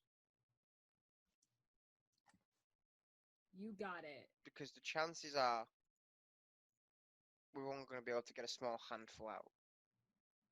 If we can... You're also not talking, Graf, if you're not talking to us.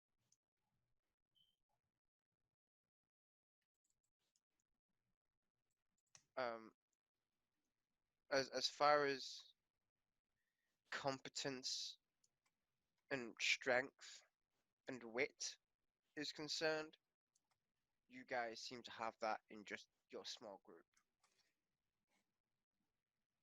And if you can help us become more efficient at our job, we can be more efficient at on the sly.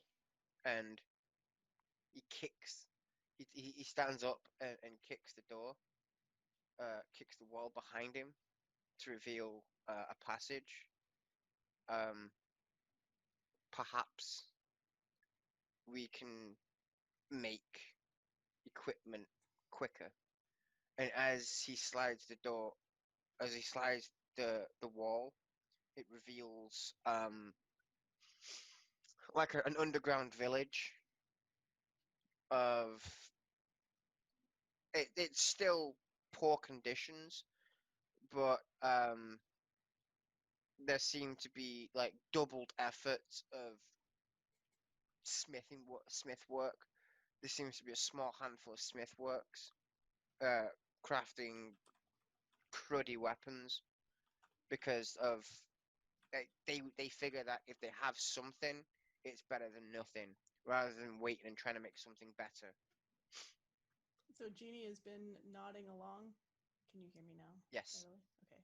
Jeannie's been nodding along silently, and when that door kicks open, she gasps and is like huge-eyed and is extremely very interested. The door then goes back. Nobody knows that this is here. So the longer this goes unnoticed, the better for us. She goes back to nodding. And I'm almost certain that you'll find similar situations topside, referencing the material plane.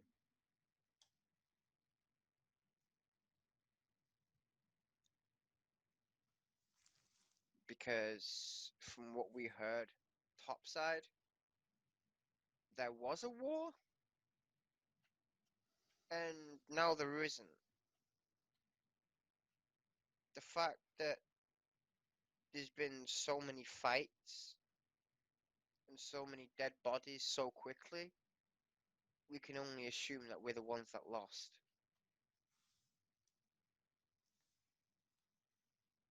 And honestly, this world is ours. Not these fucking scum. And then he picks up a goblin head that has been kept as a trophy. It's been nurtured, embalmed, and all the rest of it. But he picks up these.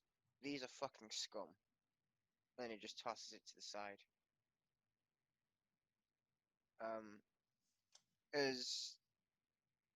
As I actually used to be a pacifist, funnily enough.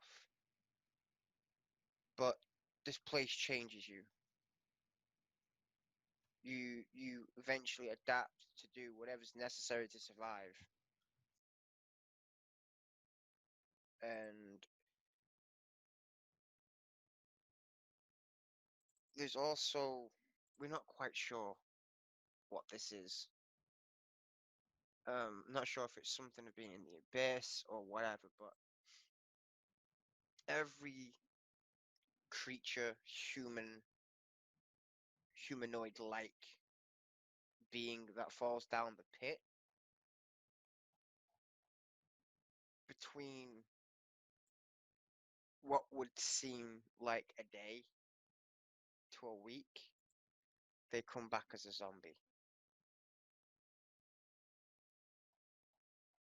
And occasionally, without warning, and he breaks off and sighs. One of our own will just randomly turn without being dead.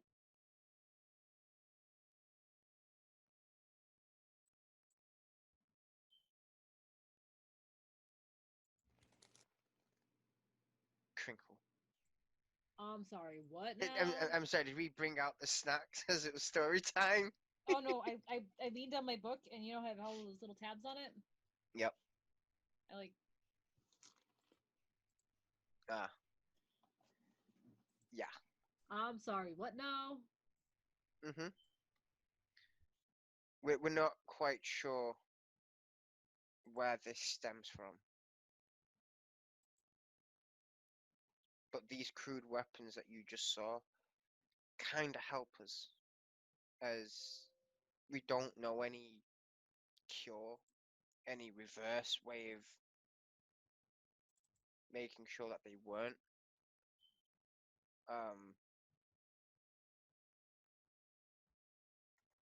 It helps protect us, and we don't like to do it, but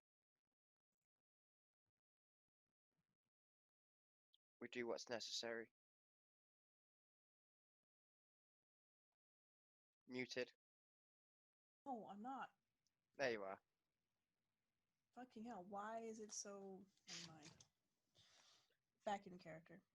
I'm sorry. Did you just say that people come back from the dead here and they throw the dead bodies in the hole all the time? So the dead bodies that they throw in the hole, those are from the gladiator ring, which means they're really strong, and they come back from the dead and they're zombies. They're throwing gladiator zombies in here with us. What do you do? Where what? And she just like breaks. He puts a hand up and gestures you to calm down. She's This in is full hyperventilation. this is why we mob them. Like the moment that we get an inclination, we are all hands on deck. It's usually one or two at a time that we're able to put them down. And as long as it keeps coming in at that steady flow, we've got it under control. Okay, but zombies, they're real, and they're here, and you fight them. Zombies are real, necromancers are real, liches What? are real. People I kill don't stay dead? If certain people find them. Necromancy and lich, they aren't an object. They are a being of some extreme religious cult, or just simply dabbling in equivalent exchange. So someone down here is raising them back to life. We're also in the abyss. It's kind of home. You're in the home world of zombies. Yesterday I was in a field trying to get into city to go to a library. And I'm now... sorry, what now?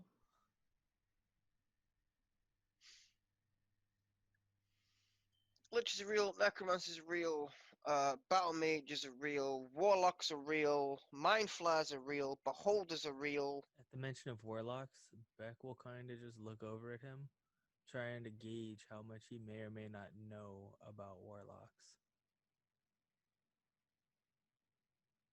The information he's provided is basic knowledge. In terms, there's no extreme detail. He just knows that these things exist.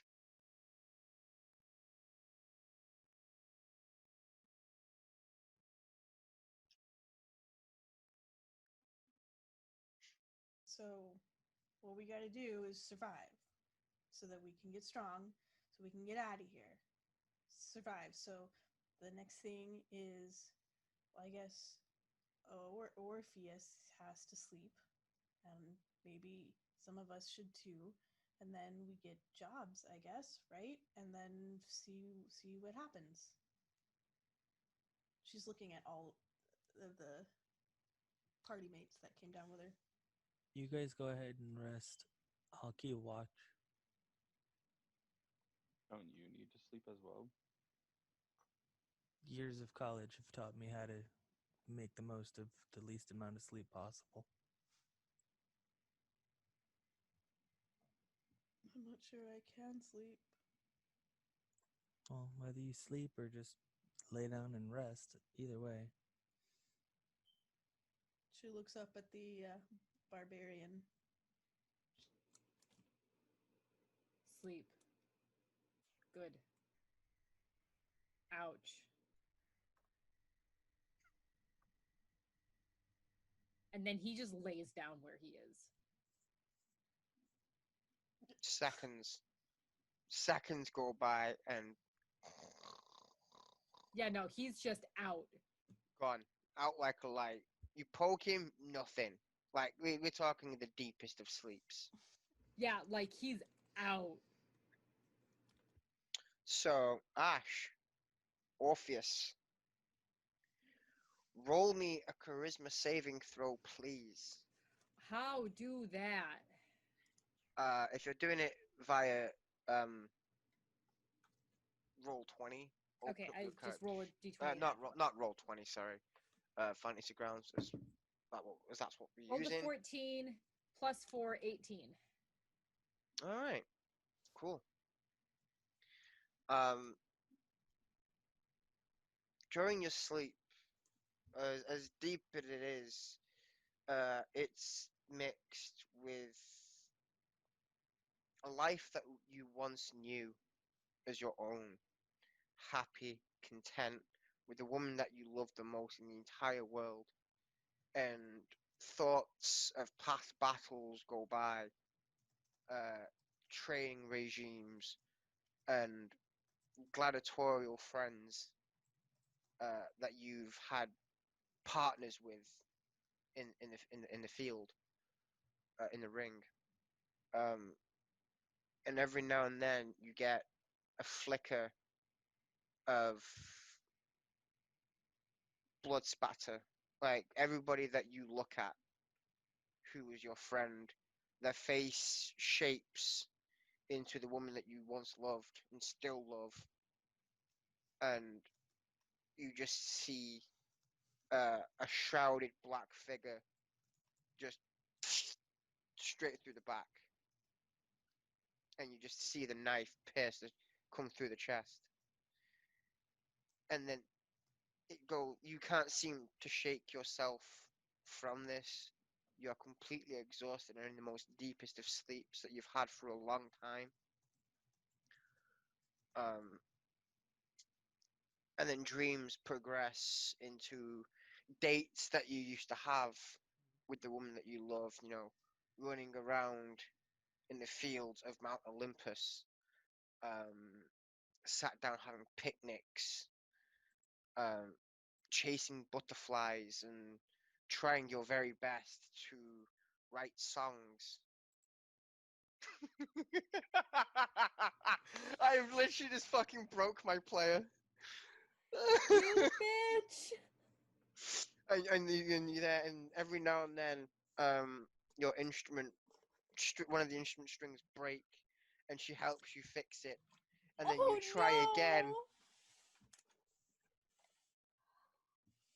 Honestly, this has brought a tear to my eye.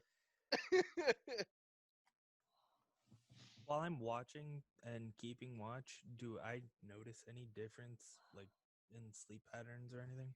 Other than the sheer, although they're in a deep sleep, their body language reads uncomfortable, and a wave of emotions across the spectrum from happy to sad to anxious to cheerful to upset to completely and utterly destroyed. But you don't see any changes in character per se. Everything seems to be just one big giant fucking nightmare. You bitch. Oh my god. Oh wow. 3 Oh my episodes in and I've already God. brought a tear to my own eye. Oh my god. I'm getting so many looks of disapproval right now.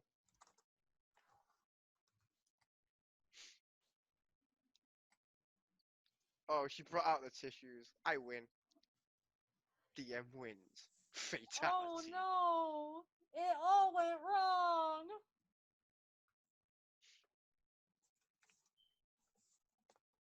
You'll be pleased to know that you made the charisma saving throw, though. Fuck you.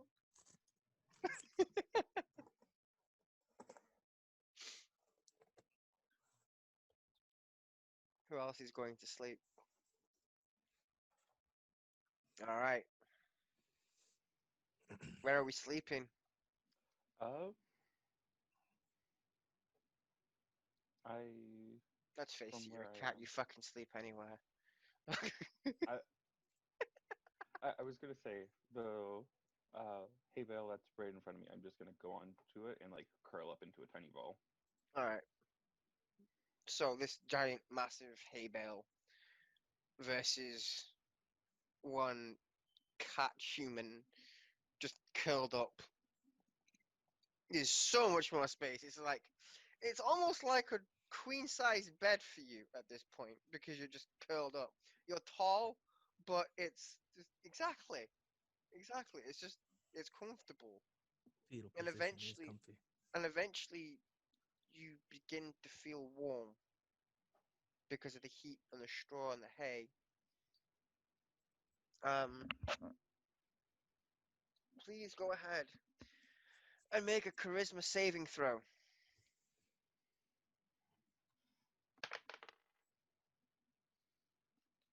20. Not in that 20, but 17 plus 3. Okay. Um, you you dream of a time where you're on top of your game, pickpocketing those rich, self-entitled pricks um, that would look down upon the homeless and wouldn't even give them the time of day.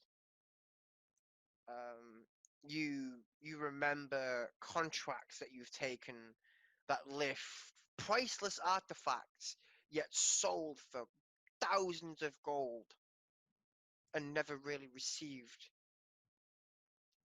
any monetary reward for. Always credit and a little something, but never enough that you would feel would be a fair cut. You remember a time specifically, that one project that you got betrayed, as you feel the knife pierce your back and gets twisted.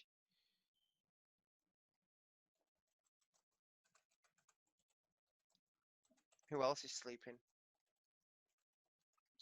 Go ahead and make a charisma saving throw, please.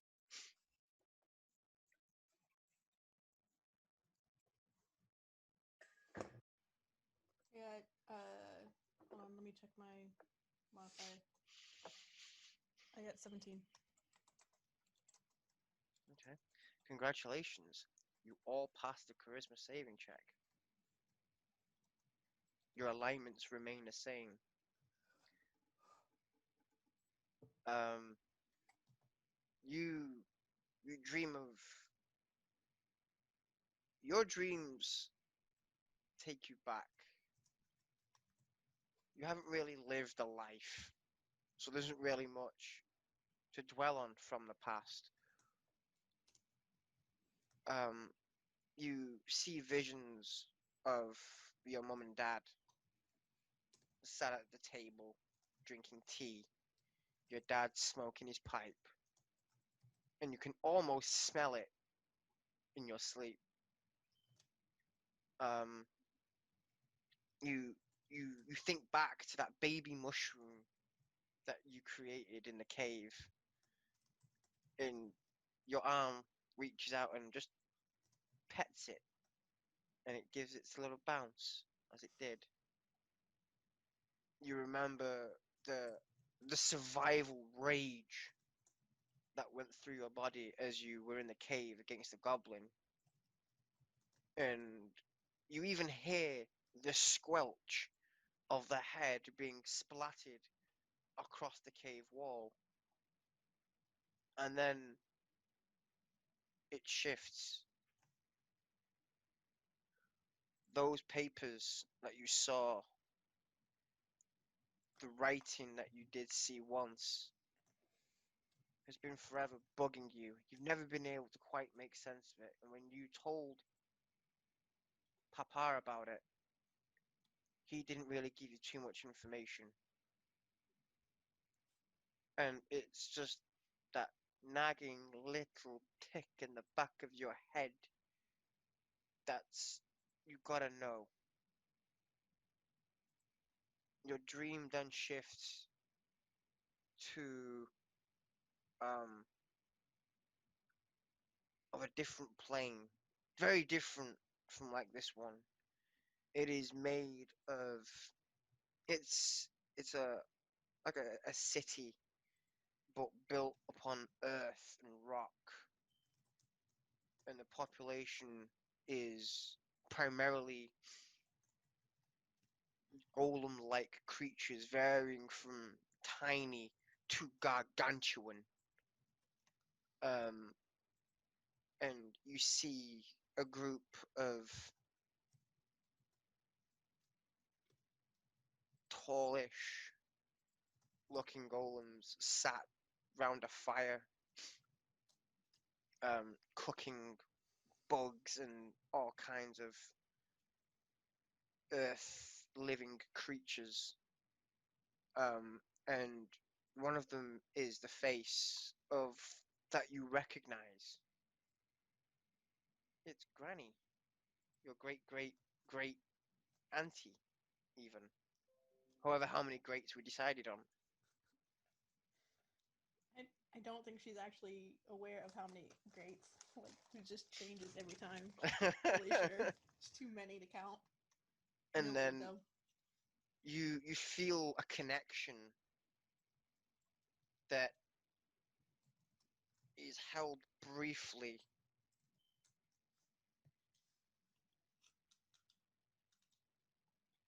And then your dream ends.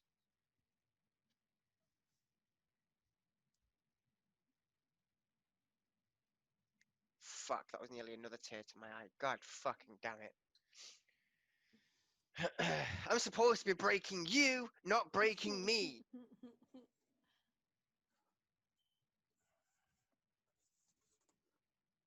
Beck, what are we doing? Just as long as everything's copacetic, there's no like creeping darkness or anything worse than just bad dreams, to the best of his observational skills. He's gonna let it ride and just continue to keep watch.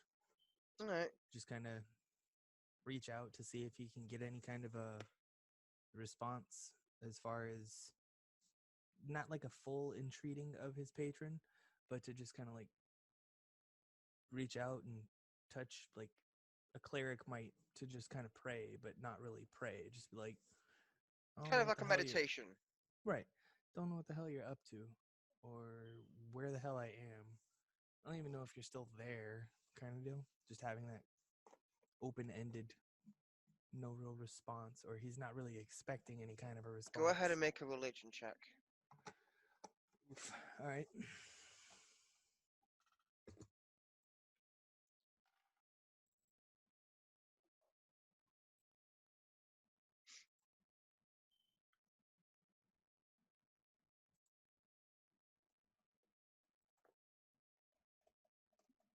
$16. Um, it takes a while. You just sat there mindlessly talking to your patron, not really expecting anything. A couple of minutes go by, and then you feel the connection.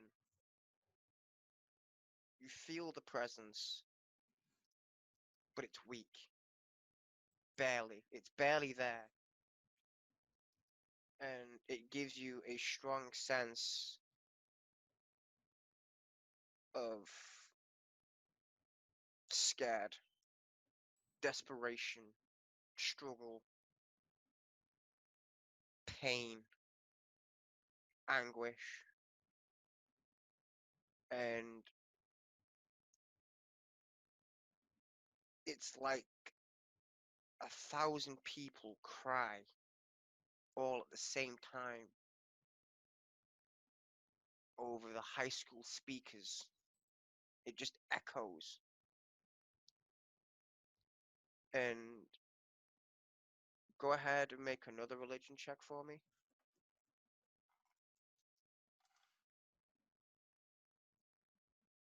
21.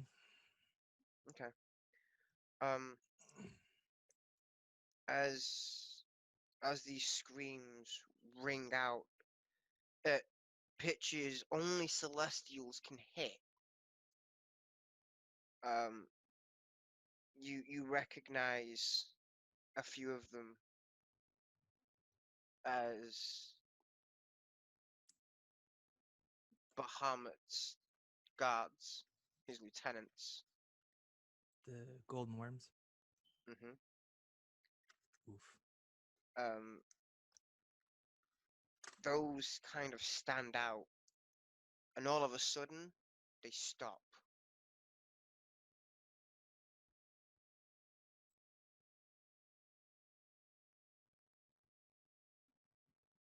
That's where that one ends.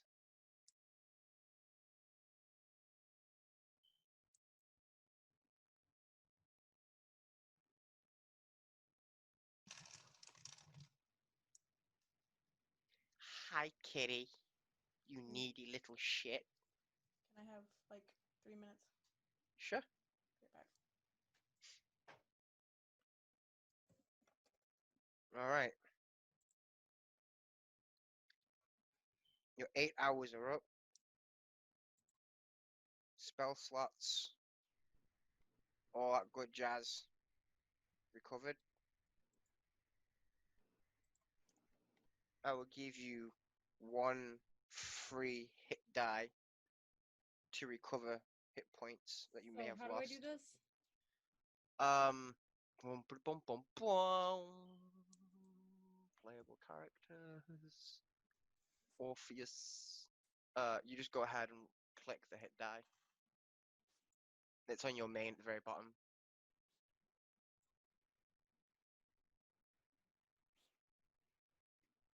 There you go. And then it automatically updated your health. Do I Yeah, but need to it do that used if I'm my. at max. Yeah, I mean, that's what I mean. Yeah, you can use it if you need to use it. If you're already at max, then don't worry about it. Okay. So I will, can I? Ooh. That was a misclick. Ignore that. Couldn't see it anyways. Alright, we'll go ahead and pretend that that says 2 on Ashes, because you get 2 hit die. Also, congratulations, you're all level 2. Bet. Aren't we already level 2? You're already level 2, then you're still level 2. Yes? Aries? How do level 2?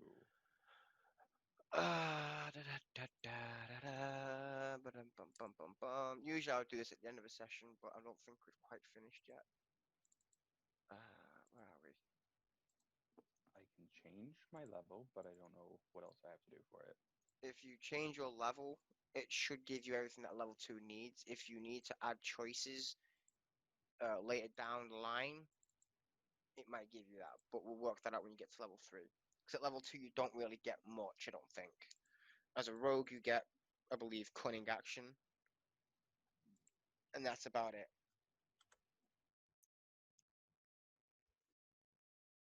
I didn't get that. Okay, yeah, no, that's all you get at level 2. So I'll go ahead and add that for you real quick.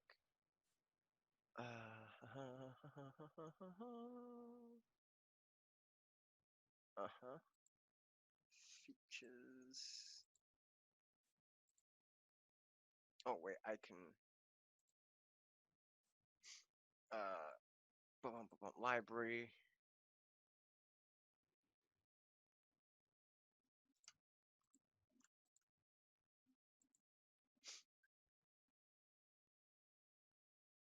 Welcome back. Congratulations, you're level 2. Hooray! I figured after 3 sessions, I'll give you at least a level 2.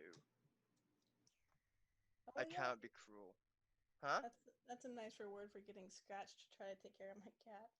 Aww. Reference manual.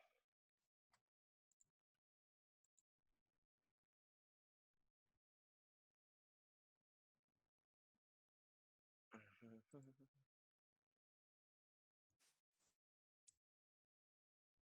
I'm just gonna type that in.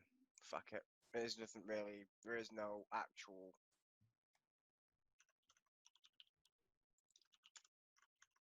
Like dice roll for it or anything. There you go. Mm.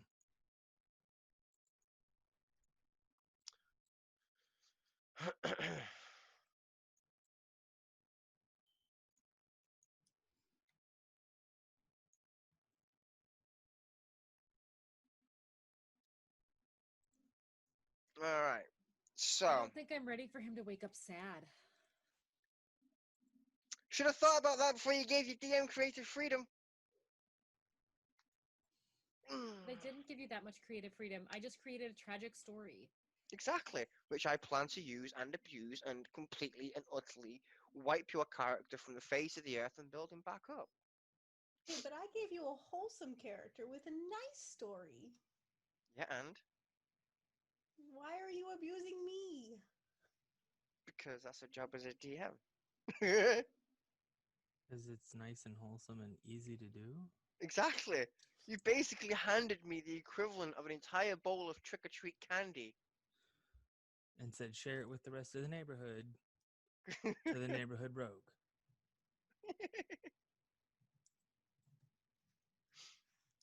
Speaking of Halloween, I have plans for a one-shot the day after Halloween, so it still counts.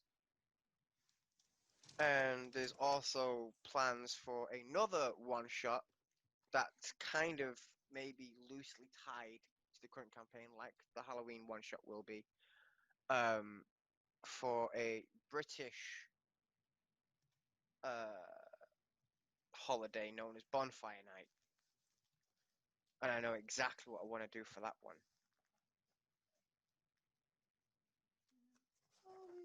Things gonna get to go boom boom. Be getting incantations and things that I should be able to add. I get wild shape. Yay! I'm gonna have to choose my druid circle. What Yep. did we decide? Do you remember? This is Hey. your character. I thought you said we were level 2. They are. Circle of land.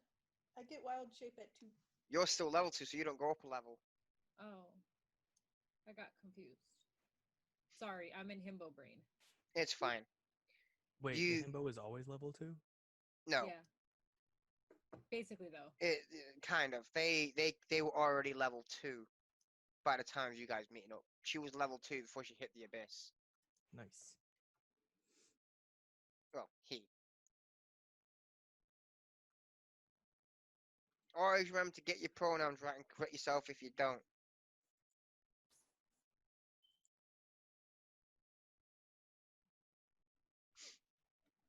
I'm running too many things. Close this.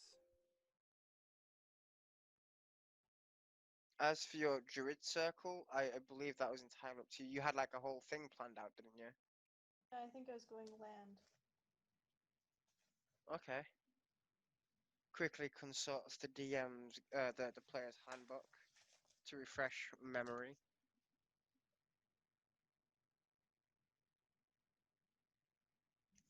You'll find me doing that a lot. I feel like the decision was made for land because she is earth elemental and it made logical sense to her. Mhm. But Oh, can't you remember get an what, additional cantrip for that. yeah, I can't remember what the benefits are at all. Page 68. Sound good.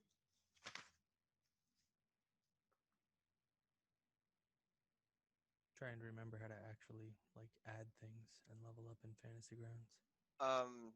You click and you type in the number, like where your class is, and then you find what you need, whether it be a spell, wherever the hell the fucking spells list is. I feel that should be a thing. like its own little thing. Um, and then you go and find the spell, then you click and drag the whatever it is that you're trying to add, the red dot, over to the appropriate area. I can do the druid equivalent of priests regaining mana by meditating. I noticed. That's cool. I'm not sure how I feel about that. Well, it's pretty limited.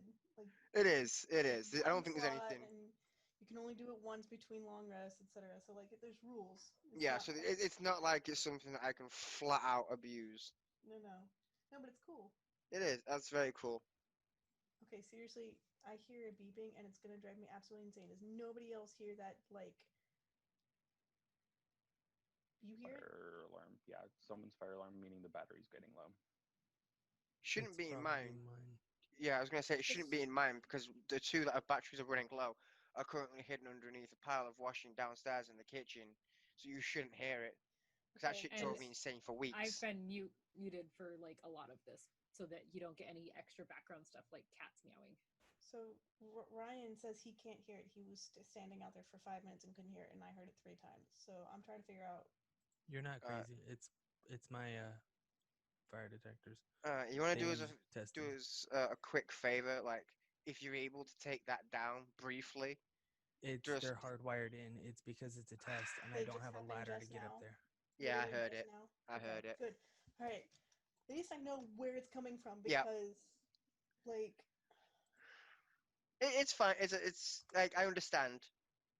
Like you feel compelled to know where this fucking thing is coming from, and if you don't, it's gonna drive you completely and utterly fucking insane.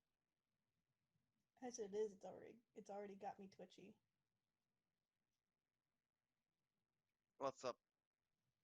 I'm looking at Fantasy Grounds reference guide to the rogue, Mhm. and I'm just looking at the level. It says proficiency bonus +2. Does that just mean for the first 4 levels, my proficiency bonus is 2? Dun, dun, dun, dun, dun, dun. And graph the details you were needing from me, I DM them to you. Oh, over a period of time, like so, when you get to 5th level, it's entirely possible that Fantasy Grounds will auto update your proficiency bonus to +3. Okay. So you just don't wanted need to to worry double about check. anything until And then level 5. You've got nothing to worry about with proficiency bonus. And then level 3, my sneak attack goes up to 2d6. Mhm. And you get to choose your roguish archetype. So thief, assassin, trickster, plus others in other books. I know which way you're gonna go for, and I'm living for it.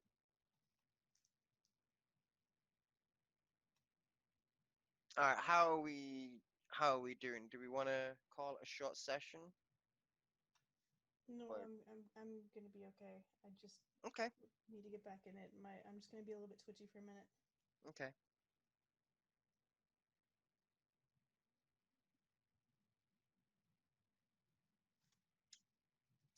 A lot of this stuff I'm not gonna bother editing out because trying to skim through and find it.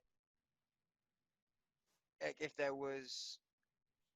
if Zoom had a duration of being recorded, like a timer, that'd be great. Oh,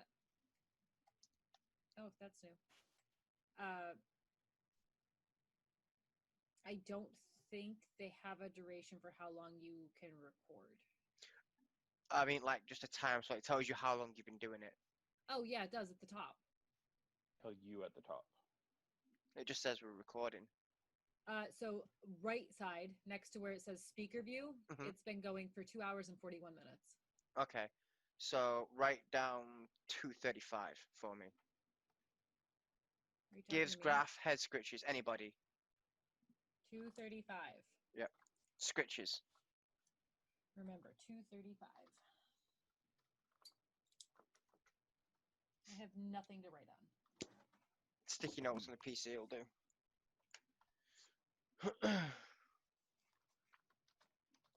There you go. Thank you.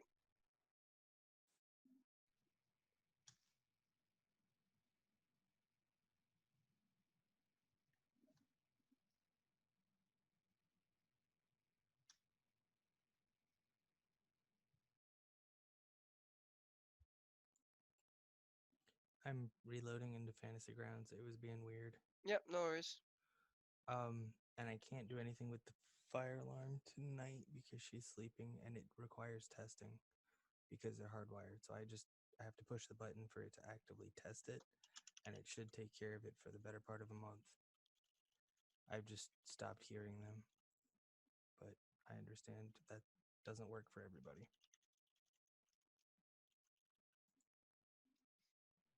Knowing where it's coming from will help, and if we can just... Yep.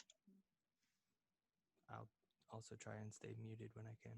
That will help. Thank you. That's why when I was doing laundry, I kept muting my mic so that you guys wouldn't hear. So that's what that noise was. I heard something in the background, but it wasn't a beep.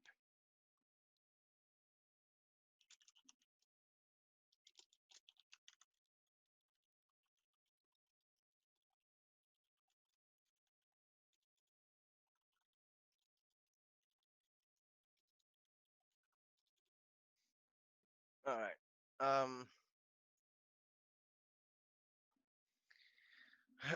So, Himbo, it's all on you. You're the first to wake. You're the first to sleep.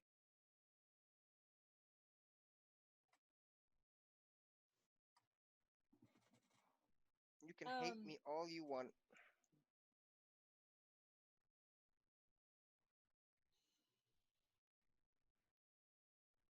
Orcus does not get up immediately. He just sits there. Did you staring just at the refer to ceiling. yourself as Orcus? I could have. Orpheus. Okay. No, because you guys keep calling him Himbo. He has a fucking name. Okay. He does the same thing he did in his cage. He just wakes up, stares at the ceiling, and is numb completely. He just relived his entire life and all of his happy memories, and then watched his fiance die again repeatedly. He doesn't move. He makes no effort for anybody to know he's awake at all. Okay. I will start referring to Orpheus as Orpheus. Oh, If it no, bugs you're you good. that much. You can keep calling him Himbo, but I'm gonna. He's gonna be. When I have to refer to him in a third person, he's getting his name, unless Okay. it's in a funny way. Okay. Just to make sure, because you said fucking name. I was like, okay, seems like she's a little You angsty about forgot my character's name. No, I didn't. You did. You had to look in Fantasy Grounds to figure out what the hell it was. No, that was me. I forget your character name, quote unquote, because of Morpheus from The Matrix and Orpheus. The only difference in those two names is one letter. I am a dyslexic.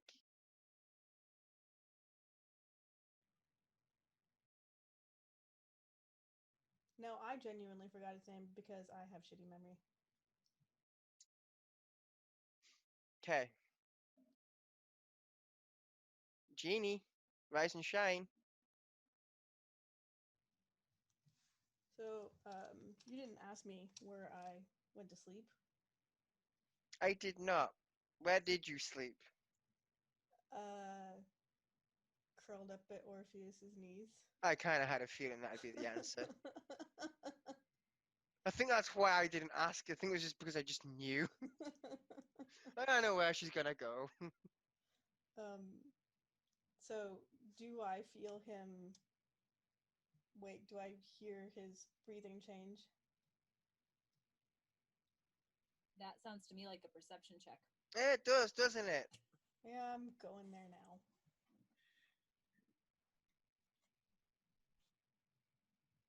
I need new glasses so badly. I'm overdue for my appointment. I will look at all of the things for you and describe them really well in himbo ways. Great. That'll be so unhelpful. Can't really tell. Morning grog, quote unquote, has got you beat. Grand.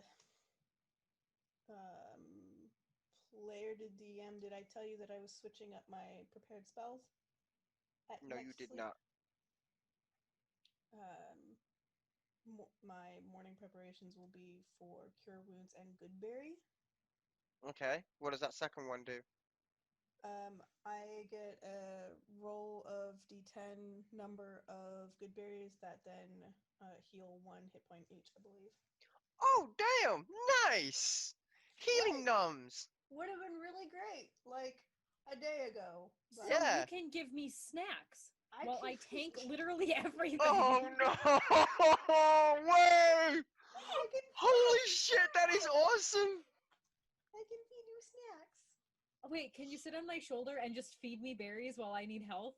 Basically, and I still Yes! I still have two spell slots a day, so like I could just roll d10 twice for each sleep. And now I can do a great. meditate and get one of them back, so it's technically 3. So how many, how long did the berries last for? Happy Himbo is happy. That information is not in my book. One would assume that it's probably a daily thing. I'll give it a 24 day. hours. Yeah, I'll give it a day. Yeah. It's a 24-hour. The magical berries are infused for up to 24 hours. Is it? Mm-hmm. Well, I'll take your word for it. That's what I would have decided. Oh, is it in the spell list at the back? It's There it is. in Found it. the. Yeah, books. you're right. It's 24 hours. They lose their potency. They don't Okay. cease to exist. They just lose their potency. So they just Yeah. become berries. Just normal berries. So They- But Still it's still something I can useful. Which is He still can- useful. he can gnaw my berries whether they're magical or not. Oh my So god. good berries. Oh my provide- god. Wow. Good berries provide 2 benefits. They provide a full day's worth of nourishment and heal 1 hit point each good berry. I love you so much, Ash. I'm sorry, but I'm not. Hashtag fanfic? Hashtag shit my players say. Yeah. Mm-hmm. Oh god. Wow. I'm writing it in the notes. I'm putting it in the notes. That was a good one. I mean, I feel very inspired right now. I feel very like I should be taking psychic damage. Okay. I didn't say it out Um, loud. My God. Graph, you Yes. are No. aware. Ashley needs to be taking psychic damage. You are aware that Goodberry requires mistletoe. Yeah, that's why Joe and I were talking about needing to grow mistletoe. I see. Discrete plans are discreet. Discrete plans are discreet. Yeah. Okay. Discretion is the better part of valor. Touche.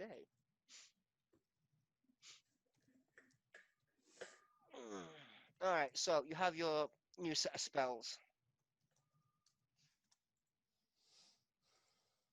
Honestly, I don't think I've ever seen anybody take Goodberry and are now going to use it as I now feed you snacks. There's snacks.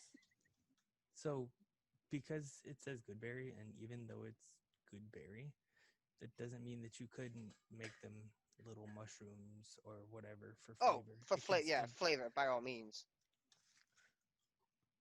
Also, I figure in the meantime, I'm just going to try to make berries as practice because I don't have great record of making things on purpose. Okay. So even if I don't have the mistletoe to enchant it, I'm still gonna try for berries. Okay. Wait, so you can feed your big barbarian berries? Hmm? Let me just lay back and wait for it. Barbarians.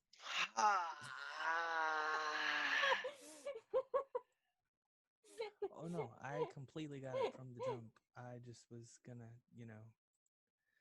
not. We are now enemies. That was not a good one.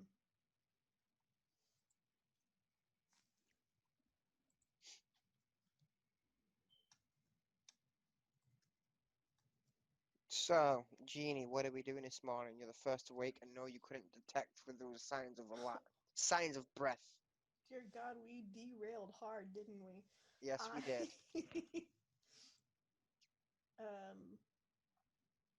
Honestly, I just take the time to sit and meditate, and I'm just going to wait for the big guy to move, or wait till I decide what to do, because I haven't had a chance to collect my thoughts ever. So this seems like a good time to do that. Okay. Kathmandu Cat Kebab JD. Rise and shine, kitty cat. Oof. You're gonna hate me.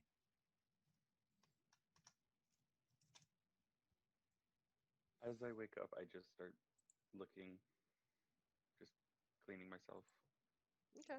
But as I'm doing that, I'm looking Ew. around. I'm a cat. I'm looking around and seeing if I can see anything uh, interesting on the walls or around where we are. Make a perception check. Actually, investigation check. Because you're looking for something. Make perception, investigation. Yeah.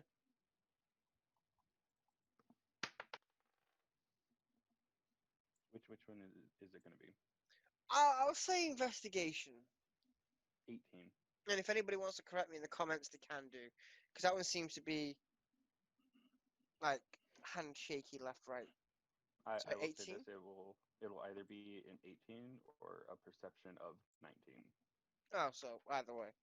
Alright. Mm-hmm. This room seems to be...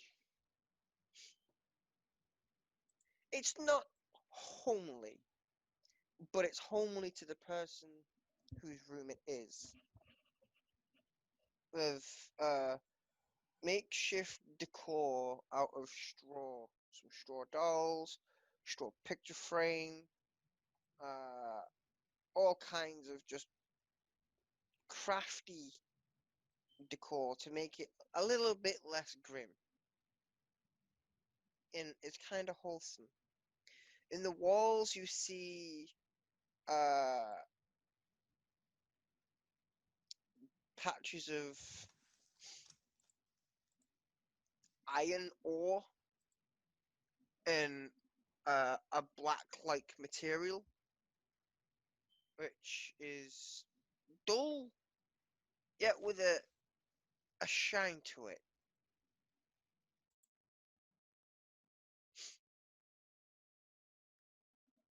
And that's it. So, Beck, you said I was gonna hate you. 120 feet of dark vision. I can see through magical darkness. Por favor. Okay. I kinda hate you. Night vision. I don't. I don't like having to describe to the only person who can't see in the dark what the hell's happening because I'm stupid. Now I can literally see better in the dark than everybody as far as I know. Mm-hmm. Because I think Orpheus and myself can only see 60 feet. I can't see in the dark. I just have a mushroom. Which gives Yeah. you 10 feet, but yeah. Yeah, I have a Pretty 60 sure it was feet. more than that. I'm also having a little bit of an issue with Fantasy Grounds, but I know enough about my class and everything else that I Okay. can make it work without it. What was the issue? It's not actually giving me my spell slots or anything else automatically. Alright, well, have it wrote down on a piece of paper or put it on Roll20 and we'll tackle it after session. That's why I was saying is I Yep. know enough about it. We can manage without it. Okay.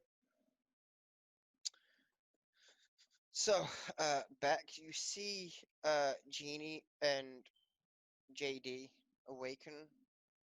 For the first time for JD, real. yep. JD seems to be just casually licking himself. You know, as cats do. Jeannie kind of just immediately goes into like a meditative state. Is that a word? Meditative? Meditative. Meditative. That's the one I was looking for. Yes, ma'am.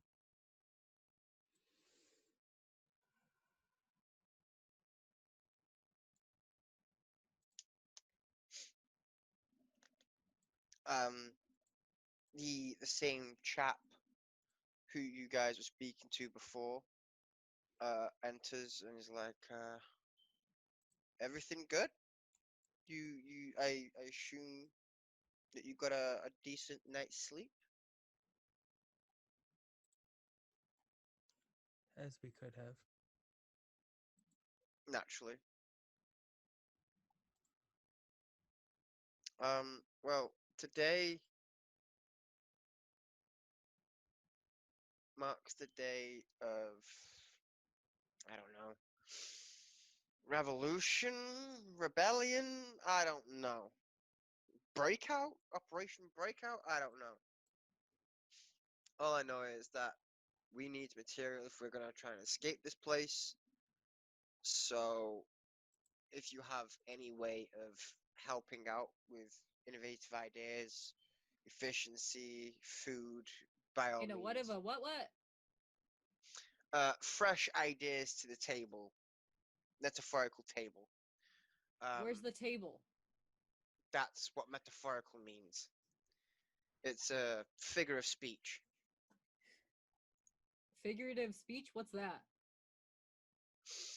I saw that Twitch. What's your role in all of this again? Wait, I wait. barrel through things. You're the brawn, not the brain.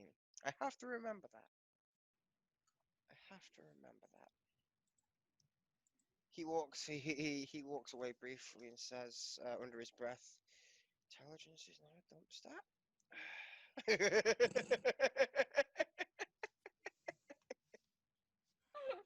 Intelligence is totally a dump stat. Let's just say this: if you ever come across a mind flare, you're fucked.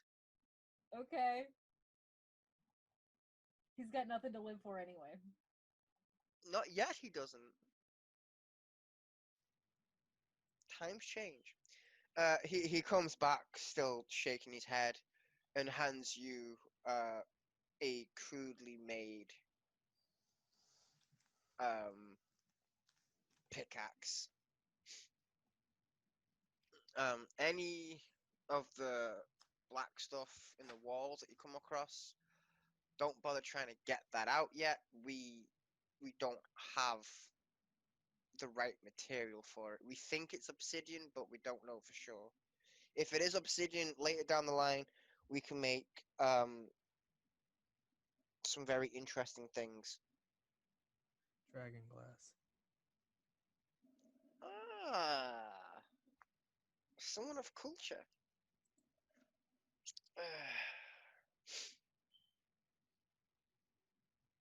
But yeah, if you like, we work usually all through the day. This is gonna feel like slavery due to the lack of food, but I promise you, it's not. You are free to leave whenever you like, but we would prefer if you stayed and helped, because together we can get so much more done.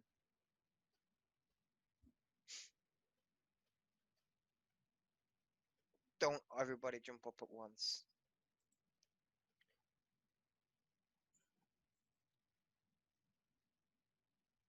Wow. Fucking wow. So, the equipment you guys have, I imagine this is probably top tier? For now, the materials that we get, it's difficult. Every now and then we find something that we can melt down and reforge, and every now and then, oh, um, we get a guard or two. Speaking of which, were you responsible for? Does he point at the dead body of And the guy he whose looks up. throat I crushed? He looks up in the middle of the room, and you just see two dead bodies be slung into the pit, and a brief conversation, like wherever the fuck they are, we'll eventually find them. But this isn't the biggest threat right now.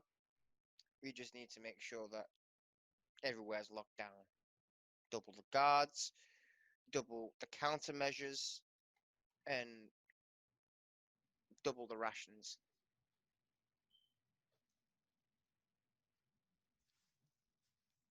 And then So, as they turn around and walk away, two guards' bodies just go on the floor. Is one of them missing their windpipe? One of them is most definitely missing their windpipe, but you don't know that because you haven't fucking moved. Joe, Yes. I just wanted to know if they were missing their windpipe. Oh, the alarm. Yep.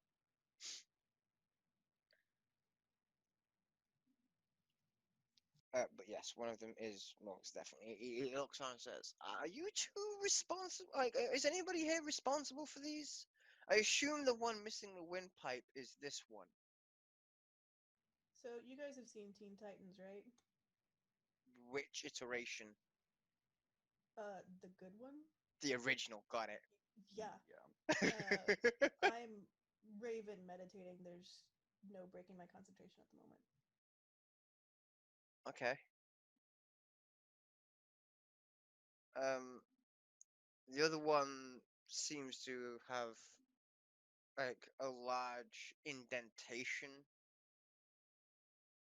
in its skull. Who did this one? I did. Just pointing at the icy boy. What did you use? Who had the chunk of bone? Was that still? Uh, was it still? Orpheus. Yeah. Okay. I'll casually point over at the arm bone. You didn't have any other stuff? Not till we killed him, and then I'll gesture to the shoddy tools and things that Catmandu should still have. Mm-hmm. The rusty, broken, like torturer's tools. I'm imagining pliers and things of that nature. And I'm also just clicking my nails together, having them extended. Okay. Well, there is a place. I think I think it's 2 floors up from here. So the floor that we told you not to go on because it was heavily guarded. Um, rumor has it that's where they keep contraband. I start to open one eye and kind of side eye my way to the voice. But I'm not sure if any of you could get it.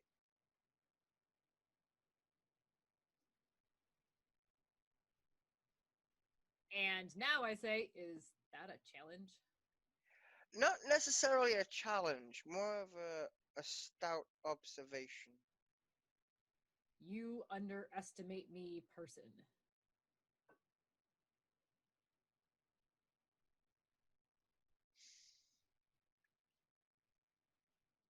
As I say, while I'm still laying on the ground. I mean, sure, okay, the idea behind this is that everything seems normal post collection. So we don't end up making the entire prison hate us and find out exactly what we're working on.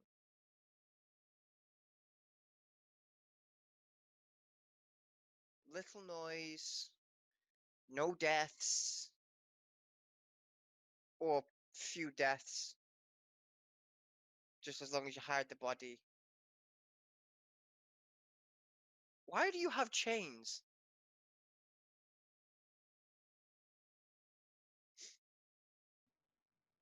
Out of character, it's my bike chain. Oh, in character? It's the shackles, isn't it? It was just around my wrist. Um, at this point, well,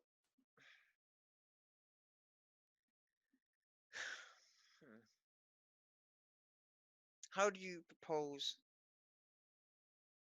we go and search for contraband? Because anything is helpful, whether it be your gear, gear left behind. For all we know, it could be a chest of just awesome things that they just keep.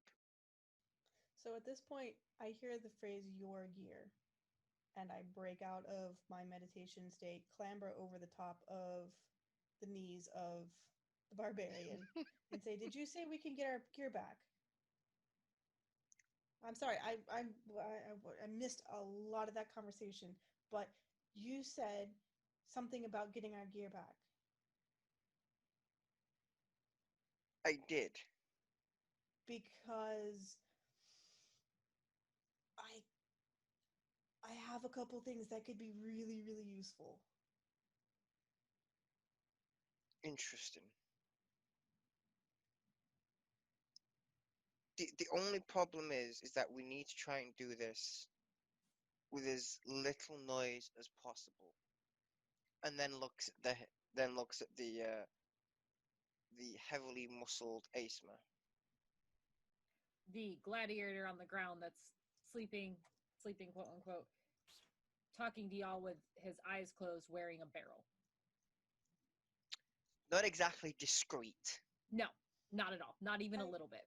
I'm druid. I've never done it before, but I could try wild shape and just explore as a rat. That's quiet. I wouldn't be able to actually get our stuff, but I could at least find it quietly. No one would notice. Would your magic not be affected by the anti-magic field? Some of it's not. Like, he's asking this as a person because he's not very knowledgeable. I mean, I show him the mushroom that I grew in the prison and then bit in the prison and threw up in the prison. I grew this, so some of my stuff clearly it's not Oh, not so like you're wizard nature. You're basically nature, not arcane. right. So I think apparently I didn't even know that magic doesn't work here because I remade my mushroom. This is Mach 2 and I feel so sorry for it. But that doesn't matter. I think I could try would need to focus, but I could try a small critter, like a rat. Nobody notices the rats, and then maybe I can find stuff for us. That's how I can help. But mostly, we should find my stuff because my aunt gave me stuff that would be really very helpful right now. You talk a lot. Sorry, nervous habit. She does. This is fine. We could do more of it, to be honest. The What? conversation here is about as dead as the pile of crap in the back. I laughed nervously, but suddenly run out of words. So, which others of you feel like you could be discreet? Look at the cat. Raise my eyebrows at the cat. I can usually stay discreet if I'm wanting to. What if you're asked to? As long as there are shadows, I'm able to be discreet. He just raises his hand and gestures towards the area. The entire fucking place is a shadow. That's my point. Okay.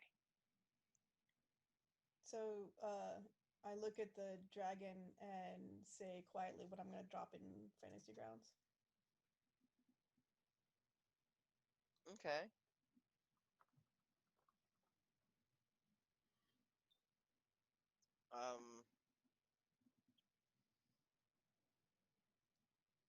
Okay, go on, Joe. Okay. So for those who are listening, you've played the guard coming from Genie, and then Beck responds with, I have. At this point, the chap looks around and looks at the attire and says, that would make sense.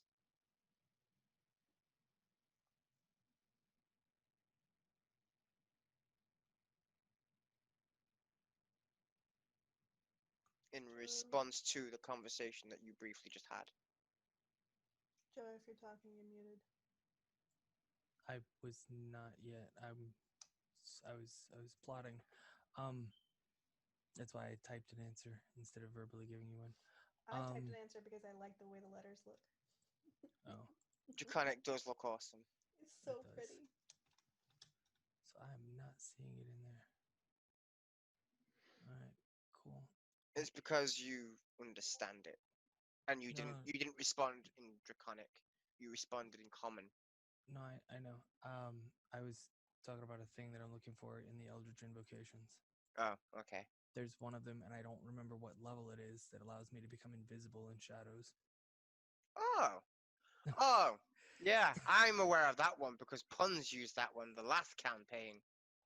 And if we're in a prison that's dark enough that I have to take an invocation to see, I'm pretty sure there's enough darkness that I can just become invisible. Yeah. And it's an at-will spell, basically. But it's an invocation, so it's not technically a spell that I'm casting. It's just a spell that I'm benefiting from. Yeah. I remember Puns using that. Yeah, he fucking abused the shit out of it. But I also have the armor of the guard that makes me look like a guard, so Mhm. I don't really need to be invisible. Mhm. So that leaves Barrel Boy.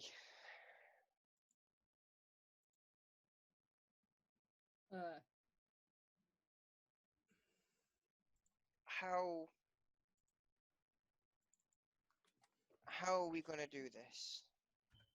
I barrel through things. Also, That time it wasn't a.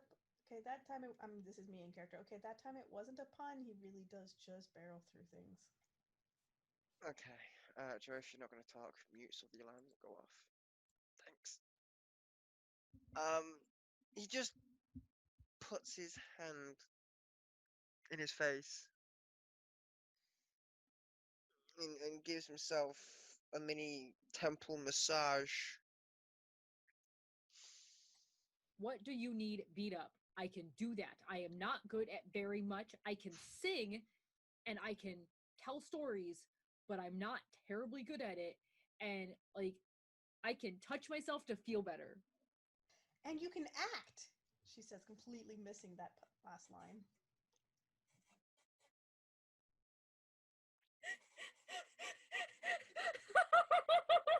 He really can, though. I've seen it. He's so good. What? Like, how is this so hard to believe? I thought you were fantastic, buddy. At this point, he's just struggling for words.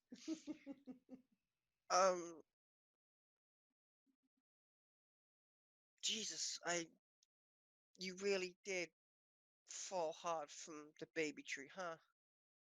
Oh boy. We gotta teach you phrasing. Okay, you said you can sing.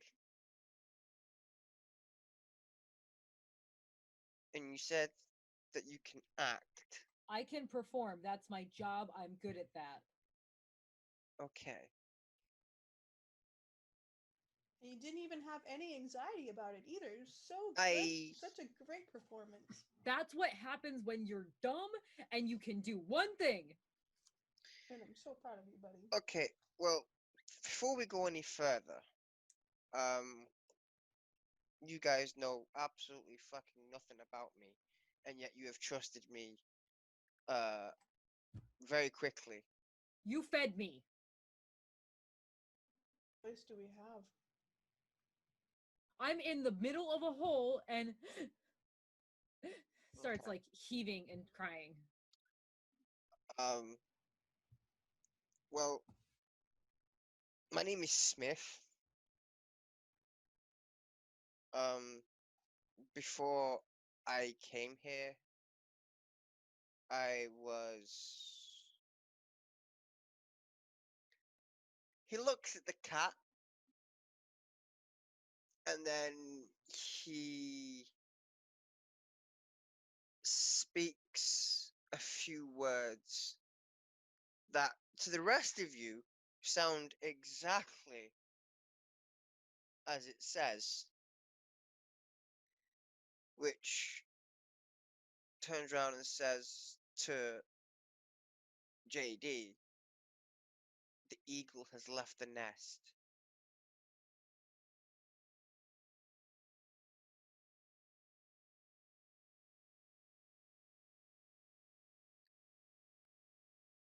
We can't hear you.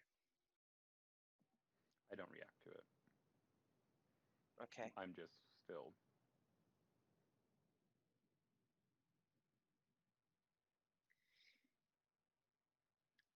Mhm. So how's that tail going there, bud?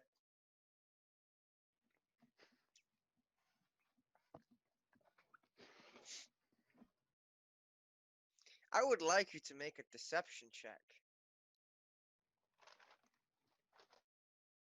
And this is solely based on your character flaw.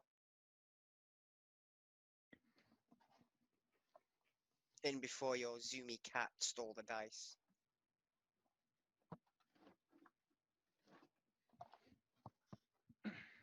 Hi, kitty, in the background. I see you. Sorry for squeakiness, Graph. It's okay. I now have a Cookie. clip of Jess's clicky keys in loop in my ears. That helps. And you said deception? Uh-huh. That's a +7, so it's a 20.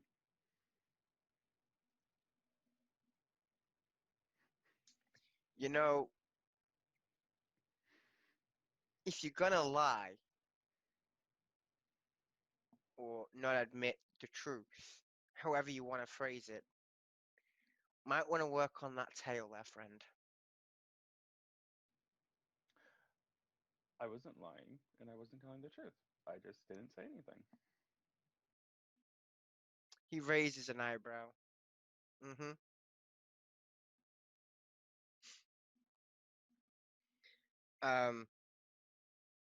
But let's just say that I helped with some of the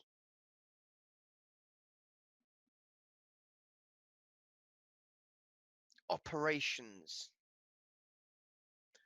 that helped indirectly Vistoboren. We kind of work in the dark to serve the light kind of deal. So I was kind of one of the people who came up with the plans. Mm. So basically, my job was to make sure that during a covert operation, even the most well-rounded person, making a barrel pun, and looks over at the ASMA, He misses the barrel pun completely. were able Jeannie gets it, but laughs late. were able to participate so that they didn't feel left out. So here is the plan. Or so I think is a good plan. Feel free to chip in any suggestions as possible. We put you back up top. we get you quote unquote caught. And we then beg us as a collective group of people, beg to spare your lives because you are of use to us. You help us gain materials far quicker, and you are the most, looks down at the Aesir again, the most intellectual people that we've come across in such a long time. And to dispose of said talent would be a complete and utter fucking waste. At that point, that is a solid argument for them to spare your lives and lock you back up. At which point, we will send in one of our own to break you out. At which point, How many points have you gotten through already? Like 3? How many times have you said at which point? I don't know. I don't keep track. Okay, so once you're like a good chunk of the way through, let me know. Okay. Sorry, correction. We'll lock you back up. Then we will use this one as a pure distraction, either to fight in the pit or to sing songs as pure entertainment, which will provide a distraction which will allow the rest of you to do what you need to do. The guards should not be on that floor. From what I've heard, they all like a good song and they all like a good show.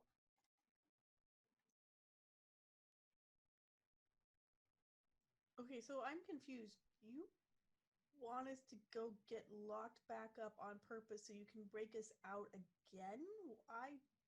Because if we try and execute this plan now, they're probably going to kill you on sight.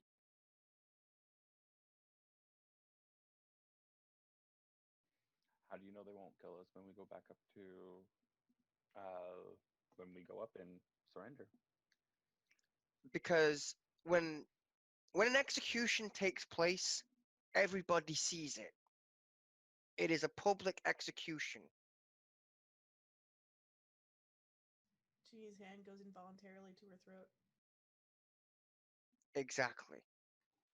Execution by beheading. Wait, you want to use me as bait? Yes.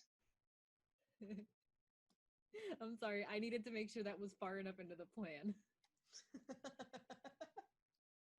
Shaking her head fervently. Every plan in the world, every war, every heist, every day-to-day problem requires some form of bait. You go hunting, you require bait. You go and capture somebody, you plant bait. Just unfortunate that this requires live bait. She's shaking her head all the more violently. Oh, someone's been a bad kitty.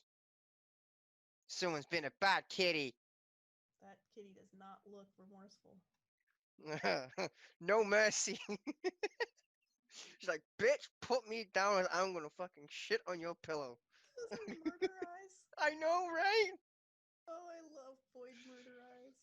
So, what do we think?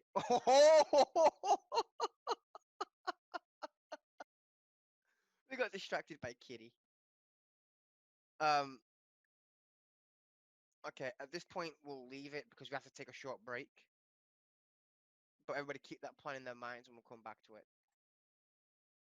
I like it not at all.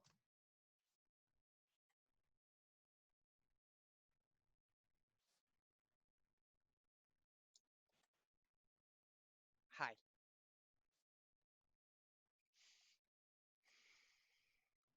I mean, we can have that short break and call it a session if you want, and then we can continue next session.